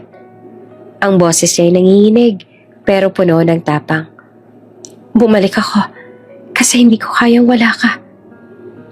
Nagtaka man si Alessa sa mga sinabi ni Gio, ay wala siyang magawa dahil sa mga nangyayari. Biglang kumidlat, sumabay ang malakas sa dagundong ng kulog. Ilang segundo lang, nag-blackout ang buong lugar, nawala ang ilaw, nawala ang lahat ng tunog maliban sa ulan at mga sigaw ng hangin sa labas. Brownout! Sigaw ng nurse. Wala rin tayong generator. Delikado dito, sabi ni Gio at agad na inikot ang tingin. Nakita niya sa bintana ang lumulubog na bakura ng klinik. Kailangan nating lumipat. May lumang bahay sa tabi ng kalsada. Mas matibay pa yon kesa dito. Tinulungan niya si Alessa na bumangon. Binuhat niya ito ng may buong pag-iingat habang pinoprotektahan ng tiyan. Sa gitna ng ulan, binaybay nila ang madulas sa kalsada. Basang-basa silang dalawa. Nanginginig pero hindi na tumigil si Gio kahit sandali. Pagdating nila sa lumang bahay, yari iyan sa kahoy. Amoy lumang alikabok at kahoy na nabasa at agad niyang pinahiga si Alessa sa luma at sirang sopa. Diyos ko, Gio, parang lalabas na. Okay, huminga ka lang. Narito ako. Walang doktor, walang ilaw. Ang tanging liwanag lang ay mula sa mga kidlat sa labas sa paminsan-minsan nagpapakita ng kanilang mga mukha. Hawak-hawak ni Gio ang kamay ni Alessa. Ramdam ang puwersa ng bawat kirot. Kaya mo to, Alessa? Sige lang, huminga ka. Gio, natatakot ako. Hindi mo kailangang matakot, kasama mo ako. Sa gitna ng sigaw, luha at ulan, naramdaman ni Gio na may kakaibang koneksyon silang dalawa. Hindi lang bilang dalawang taong pinagtagpo ng tadhana, kundi bilang dalawang kaluluwang pinagbuklod ng isang gabi at ng isang buhay na bubuo ng panibago. Habang inaalalayan niya si Alessa, napunit ang manggas ng polo niya. Doon, lumitaw ang tattoo sa kanyang braso. Isang maliit na simbolo ng buwan at bituin. Sa bawat kidlat, kumikis na pito. Napatingin si Alessa, namilog ang mga mata. Yan yung tattoo sa party. Napahawak siya sa kanyang balikat, kung saan naman nakatago sa ilalim ng blouse ang kaparehong tattoo. Parehong hugis, parehong simbolo, parehong gabi ng kalasingan at damdamin na hindi na dapat maalala, pero hindi rin kayang kalimutan. Napatitig si Gio sa kanya, parang natulala sa katotohanan. So, it was you. It was really you. Bago pa siya makasagot ay sumigaw si Alessa sa sakit. Gio, ayan na, hindi ko na kaya. Agad siyang kumilos. Nanginginig pero determinado. Tinulungan niya si Alessa na huminga. Hawak ang kamay, pinupunasan ng pawis sa noo gamit ang manggas niya. Makinig ka sa akin, Alessa. Huminga ka. Isa pa, kayanin mo. Gio, natatakot ako, baka... Walang baka. Kasama mo ko. Hindi kita iiwan. Isa, dalawa, tatlong hinga. Hanggang sa narinig nila ang unang iyak ng sanggol sa gitna ng ulan. Mahina pa nung una, pero lumalakas habang tumatagal. Napahinga ng malalim si Alessa. Luhaan. Buhay siya. Ngumiti naman si Gio. Basang-basa, nanginginig pero may luha rin sa mga mata. Buhay siya. Dahan-dahan niyang inabot ang maliit na sanggol. Binalot sa lumang kumot. Tiningnan niya ito. Tapos si Alessa, parehong may halong pagod, takot at hindi mo ipaliwanag na saya. Tahimik ang sandali kahit sa gitna ng bagyo. Lumapit si Gio, hinalikan ng noo ni Alessa sabay bulong. Ito na yung gabi na hindi ko naiiwan. Sa labas patuloy ang ulan, pero sa loob ng lumang bahay may bagong buhay na nagsimula sa dalawang taong minsan ay pinaghiwalay ng tadhana at muling pinagtagpo ng isang bagyong nagdala ng liwanag. Tahimik ang maliit na silid sa lumang bahay na nagsilbing kanlungan nila magdamag. Amoy pa rin ang pinaghalong pawis, tugo at gatas, mga amoy ng isang bagong buhay. Sa tabi ng kama si Alessa ay nakahiga, maputla pero may ngiti habang pinagmamasan ng sanggol na mahimbing na natutulog sa kanyang dibdib. Gabi na, tanging tunog ng mahina niyang paghinga at mga kuliglig sa labas ang naririnig. Sa tabi niya ay nakaupo si Gio, balot pa rin ng takot at kaba. Kanina pa siya walang imik, nakatitig lang sa mag-ina. Hawak niya ang maliit na kamay ng sanggol. Ang balat nito sobrang lambot, parang pinong tela. Napaluha siya nang maramdaman ang munting paggalaw nito. Ang liit ng kamay niya. Mahina niyang sabi na halos pabulong. Ngumiti naman si Alessa. Pagod, pero masaya.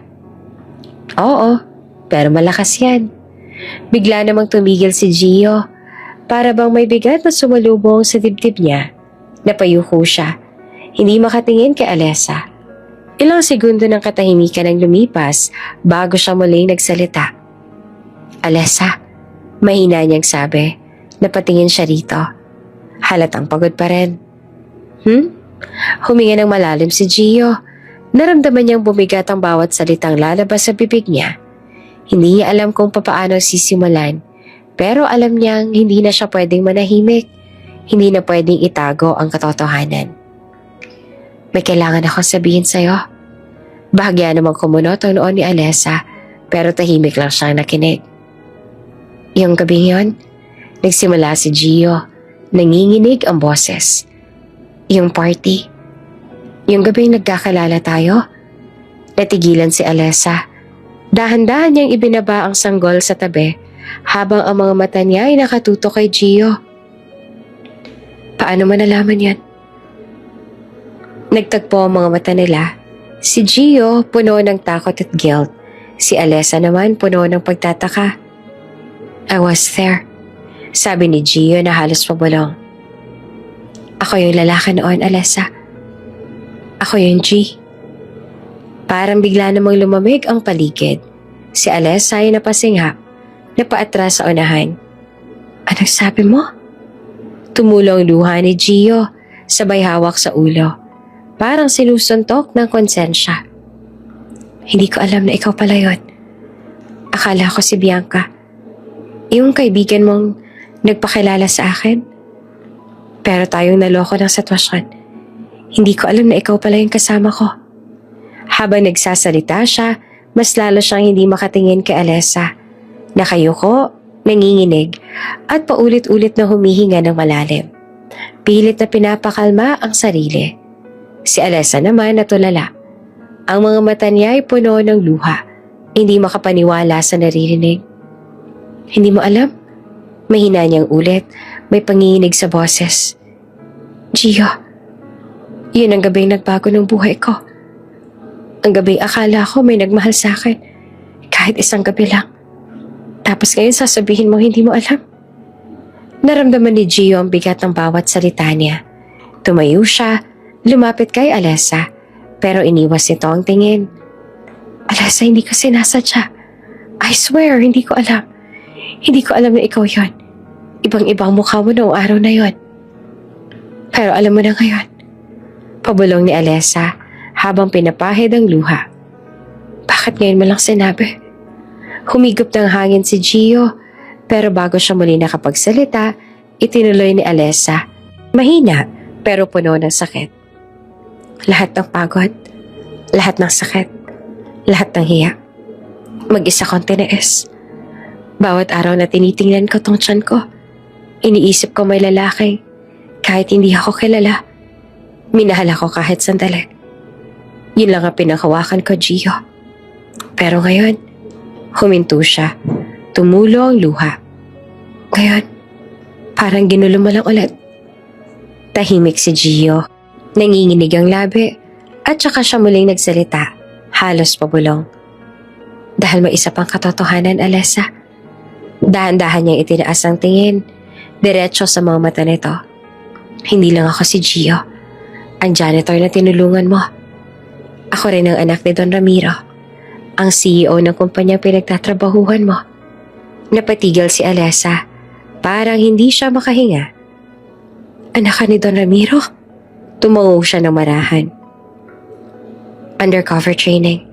Sinubukan kong maranasan ang buhay ng mga empleyado bago ako maging vice president. Kaya ako naging janitor.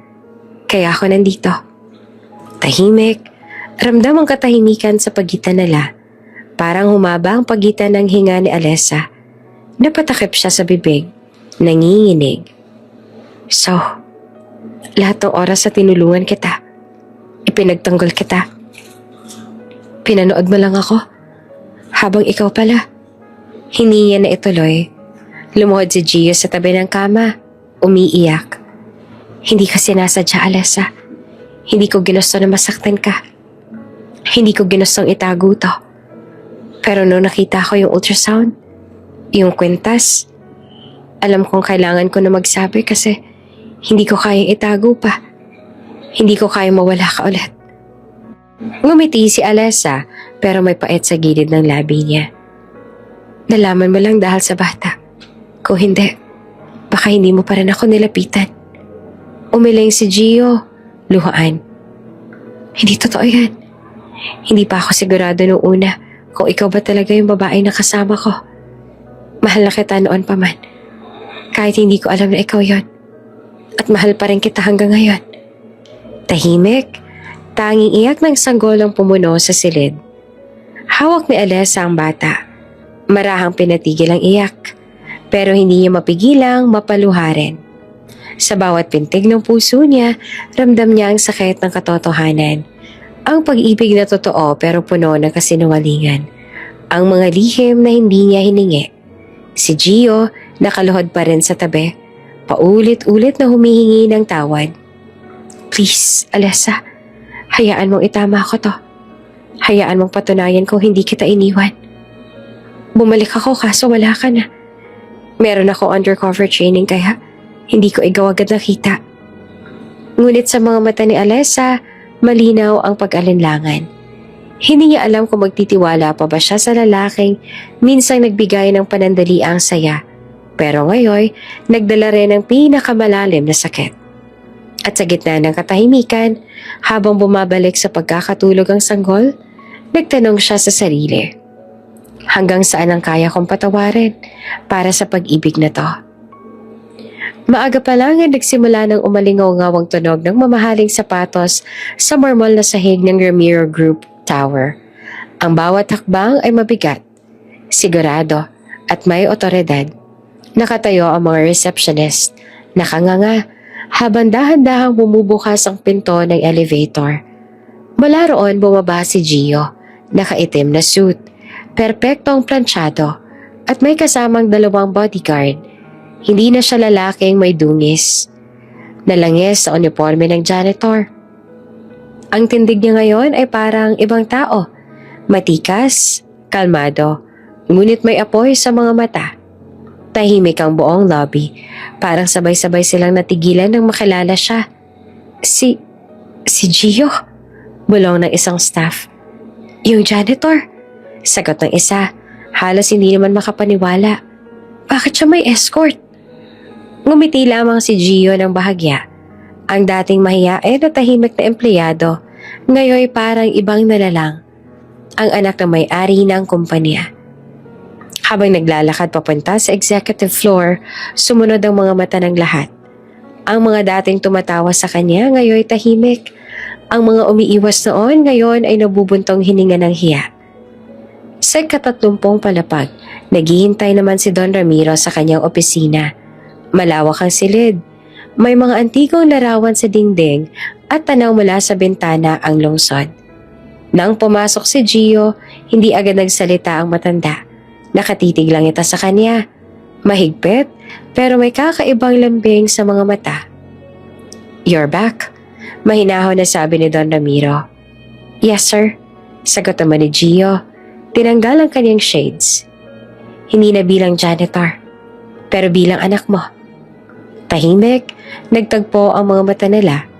Isang ama na matagal na naghintay at isang anak na matagal ding nagtago. "Sit down," utos si Don Ramiro, sabay abot ng baso ng tubig. "You made quite an entrance downstairs. The staff are probably still recovering." Bahagya namang umiti si Gio. Baka kailangan nila ng kaunting gulat para maalala nila kung paano nila tratuhin ang mga nasa ilalim nila. Tumaas ang kilay ng matanda. "Huh? So this is about power." Umiling naman si Gio ng marahan. "Hindi pa. It's about truth." Tumayo siya, huminga ng malalim at lumapit sa mesa. "And I need to tell you something. Lahat ng dahilan kung bakit ako nawala, kung bakit ako nagtagal bilang janitor, may kinalaman sa isang babae at sa isang bata." Napatingin si Don Ramiro, nagbago ang ekspresyon. "Go on." "Her name is Alessa," sabi ni Gio na diretso ang tingin. "Isa sa mga empleyado rito. She worked hard, loyal, tahimik lang. Pero dahil sa mga nangyari noon, nabuntis ko siya pa. At ngayon, may anak na ako." Tahimik, walang kumilos.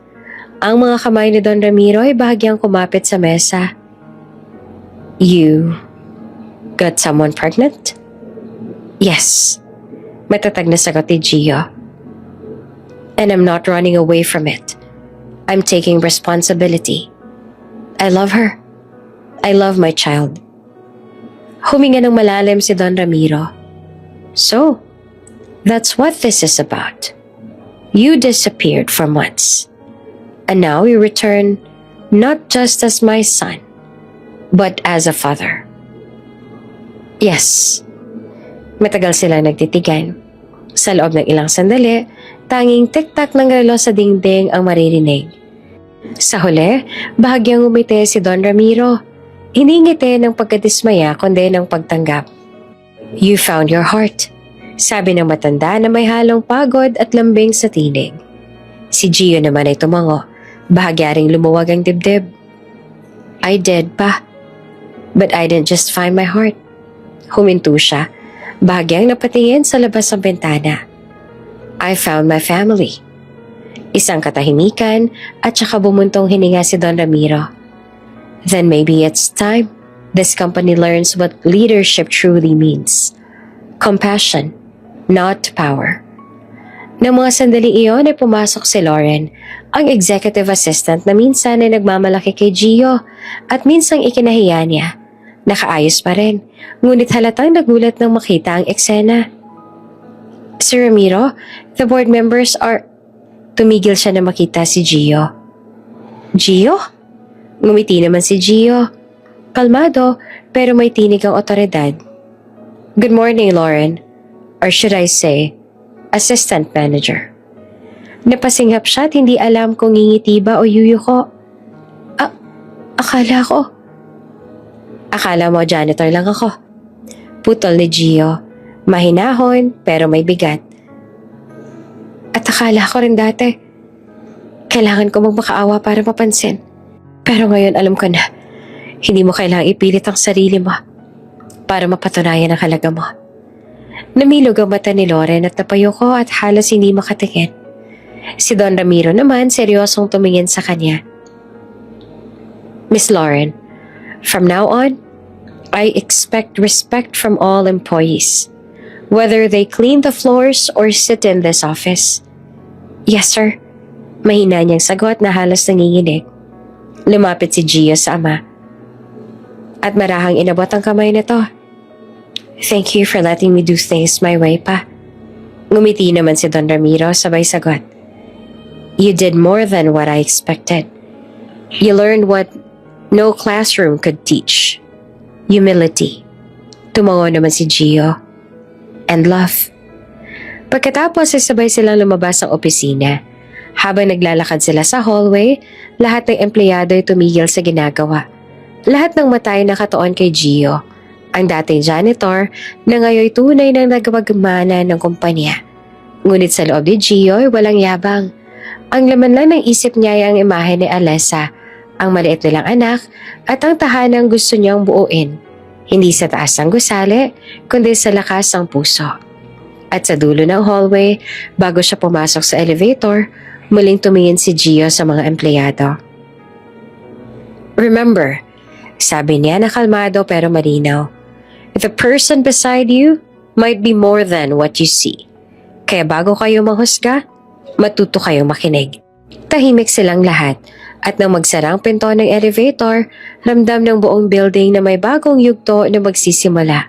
Hindi lang para sa Ramiro Group, kundi para sa lalaking minsang itinuring na walang halaga.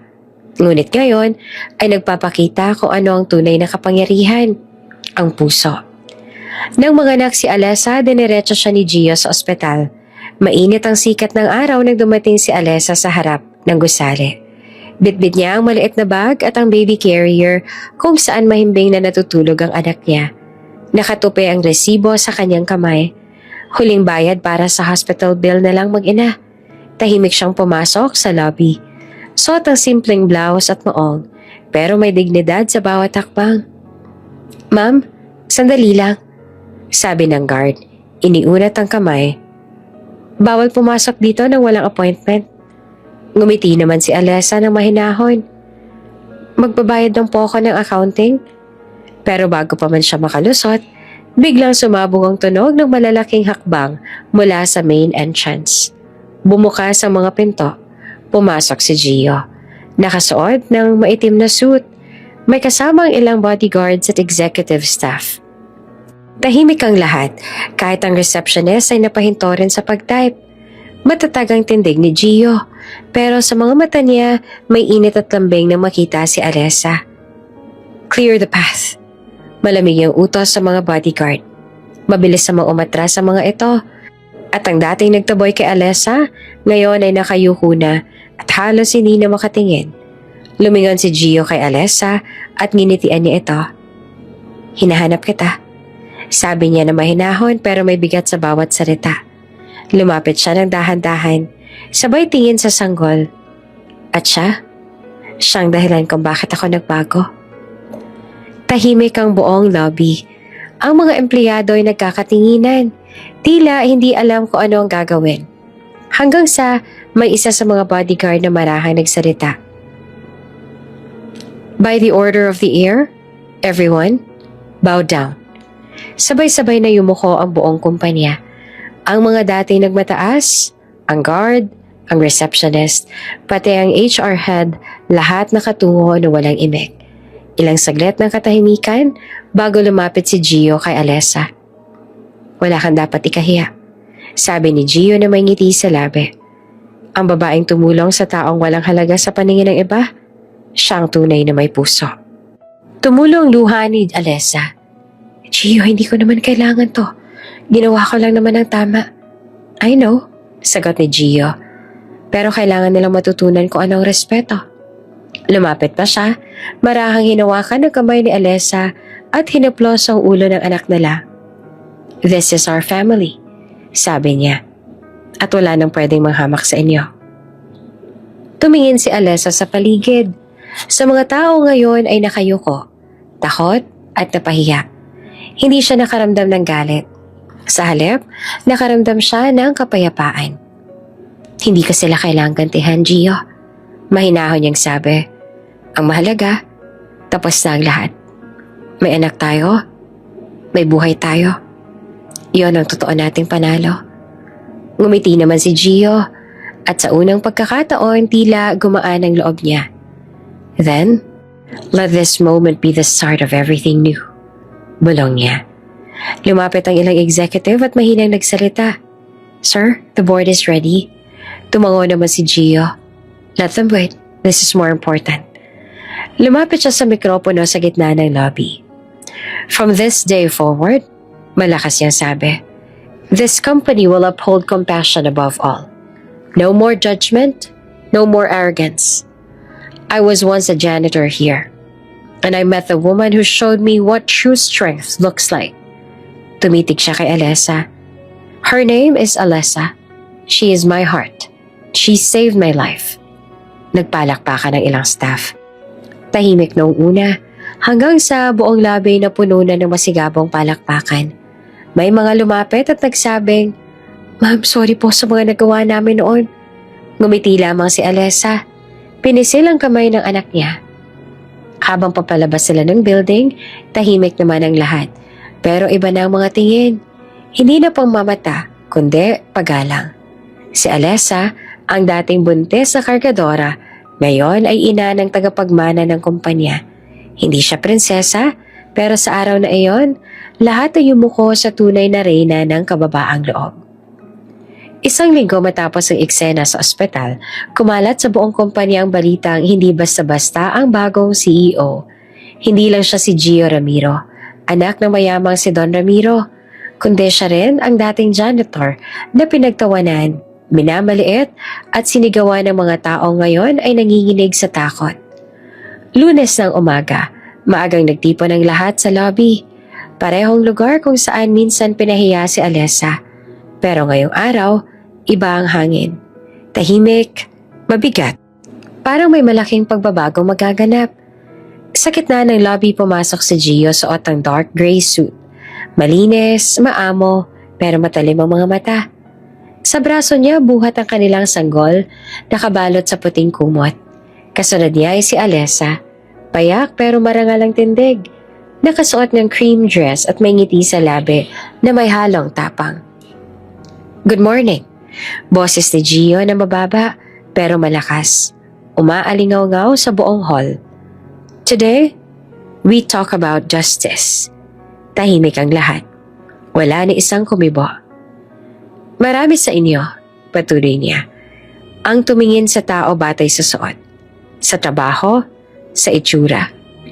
You mocked kindness. You laughed at compassion.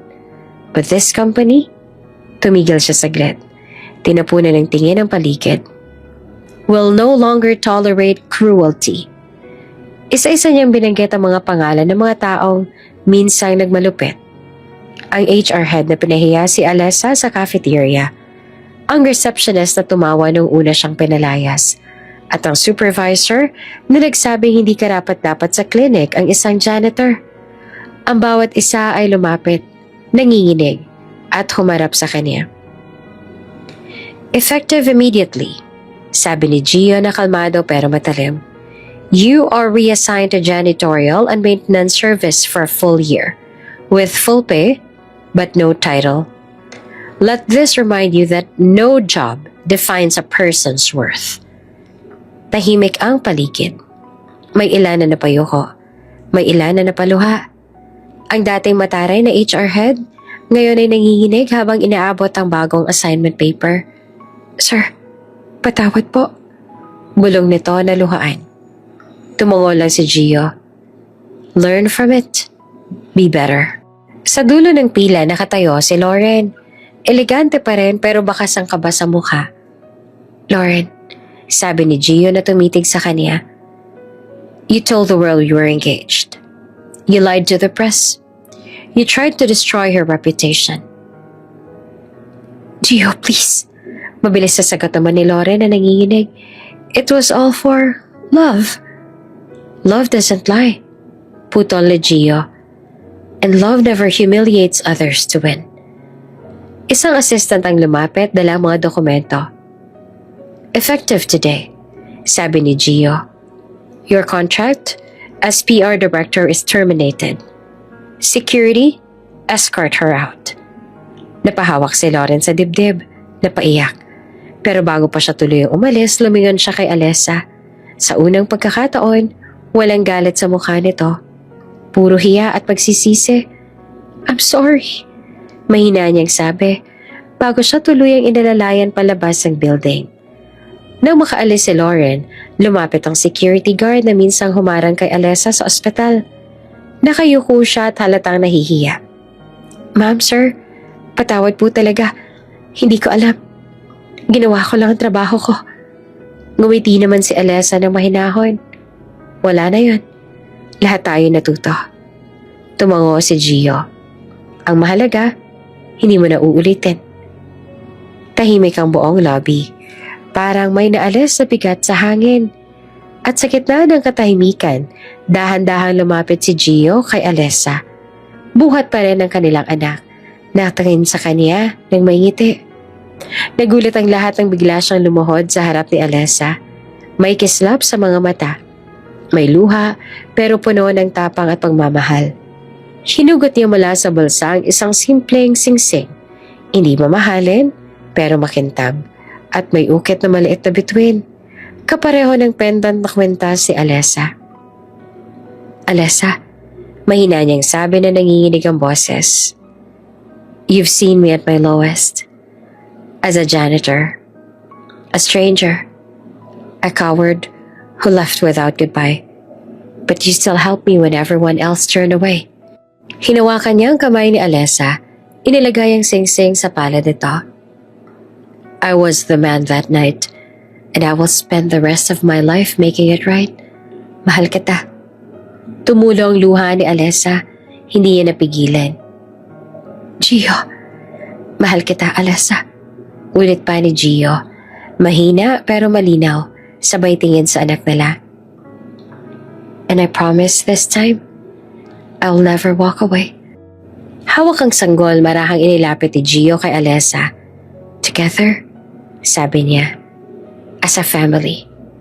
Wala namang salita si Alessa, tanging pag-iyak at pangngiti lamang. Tinanggap niya ang singsing sa mayakap sa kanya, palakpakan ng buong kumpanya. Hindi dahil sa takot, kundi sa paghanga. Ang dating janitor at ang dating delivery girl ngayon ay nakatayo sa gitna ng lobby. Magkahawak kamay. May bagong simula. Wala nang yuko, wala nang pagmamaliit. Ang natira na lang ay paggalang, hustisya at tunay na pag-ibig. Ang dating malamig na lobby ng kumpanya kung saan minsang tumulo ang luha ni Alessa sa hiya at pangmamata, ngayon ay nababalot na ng liwanag, halakhak at musika. Mga bulaklak sa bawat gilid, pulang carpet sa gitna at mga chandelier na kumikislap na parang mga bituin. Hindi ito basta kasal. Ito ang araw ng pagtubos at pag-ibig. Tumugtog ang choir. Binubuo ng mismo mga empleyado minsang nandoon nung siya'y pinahiya. Ang kanilang mga tinig ay parang dasal. Malambing, totoo, at puno ng paghingi ng tawad. Sa gitna ng lahat nakatayo si Gio. Suot ang klasikong itim na tuxedo, ngunit sa mata niya, halatang nangingilid ang luha ng tuwa. Hawak niya ang maliit na kahon ng singsing, simbolo ng pag-ibig na pinagdaanan sa luha. Bagyo at muling pagbangon. Dahan-dahang bumukas ang pinto, lumingon ang lahat. At doon, lumakad si Alessa. Sa ilalim ng liwanag ng chandelier, suot ang puting bestidang tila gawa sa ulap. Ang bawat hakbang niya ay parang sagot sa lahat ng pagmamata noon. Bawat kislap ng mata niya ay paalala na minsan, ang pinakamahinang puso ay nagiging pinakamatatag. Ang mga dating bumababa sa kanya, ngayon ay nakatayo, nakangiti, may halong hiya at paghanga. Sa harap naman ng altar na itinayo mismo sa lobby, naghintay si Gio. Nang magtagpo ang kanilang mga mata, tumigil ang mundo. Lahat ng sakit, takot at hiya ay napalitan ng payapang tibok ng puso. Nasa unang hilera si Don Ramiro. Nakangiti at pitpit ang kanilang anak. Maayos na nakabalot sa puting tela. Ang dating istriktong CEO ngayon ay isa ng mapagmalasakit na lolo na punong-puno naman ng pagmamalaki. Ang ganda niya, anak. Mahina niyang sabi kay Gio. Tumango si Gio na halos papulong. Tulad po ng nanay niya. Nasa tabi naman si Bianca, ang matalik na kaibigan ni Alessa, tahimik na umiiyak sa saya. "Hindi ako umiiyak sabi niya sabay tawa, pero tuloy-tuloy ang luha. "Grabe, dati kargadora ka lang sa likod ng building na to. Ngayon, ikakasal ka na sa CEO. Queen ka talaga, bes." Ngumiti naman si Alessa, sabay pisil sa kamay ni Bianca bago siya lumapit kay Gio. Nang magtagpo ang kanilang mga palad, ramdam ni Gio ang panginig, hindi dahil sa kaba, kundi sa bigat ng emosyon na bumabalik. "Alessa," bulong ni Gio habang tinitingnan siya sa mata. "Noon, nawalan ako ng direksyon. Pero nang dumating ka, tinuruan mo ako makita ang halaga ng bawat tao. At ngayon, sa harap ng lahat, ipinapangako kong hindi na kita iiwan." Tumulong luha ni Alessa pero ngumiti siya. "Hindi mo naman kailangang mangako. Kasi sa puso ko alam kong totoo ka na ngayon." Palakpakan at hiyawan, kumanta ang choir ng You Are My Home, version na Tagalog at English. Habang nagsusuot sila ng singsing ay tila sumabay naman ang bawat ilaw ng chandelier, kumikislap na parang mga bituing saksi sa pagmamahala nila. Pagkatapos ng seremonya, kinuha ni Don Ramiro ang baby mula kay Bianca at iniabot sa mag-asawa. "Sa inyo na siya," sabi niya. "Ibinalik ko sa mga magulang na marunong magmahal ng totoo. Hindi sa posesyon, hindi sa pera, kundi sa puso." Ngumiti si Alessa, hinalikan ang noo ng anak. Si Gio naman iniyakap silang mag-ina. Mahigpit, puno ng pasasalamat. Nag-flash ang mga kamera. Bumagsak ang mga confetti. Ang choir kumanta ng masiglang awitin habang ang mag-asawa ay naglakad sa pulang carpet. Hawak kamay, may ngiti sa labi at pag-asa sa mata. Sa likod nila nakasabit sa dingding malaking karatalang may bagong motto ng kumpanya. Sa bawat manggagawa, may kwento ng dangal. At sa boses ni Gio, maririnig ang huling linya. Malambing, may tinig ng pagmamalaki at pagmamahal. Dati siyang kargadora. Ngayon, reyna na ng pusong minsang nanghina. Pero, nagwagi. Isang kwento ng pagbangon, pag-ibig at tustisyang ipinaglaban. Hindi sa galit, kundi sa kabutihang nananatiling matatag hanggang dulo. Bago ka pa lang sa channel neto, ibang kwento ni Ate Jane, istorya mo, ikwento ko. Huwag kalimutang pindutin ang notification bell at subscribe button.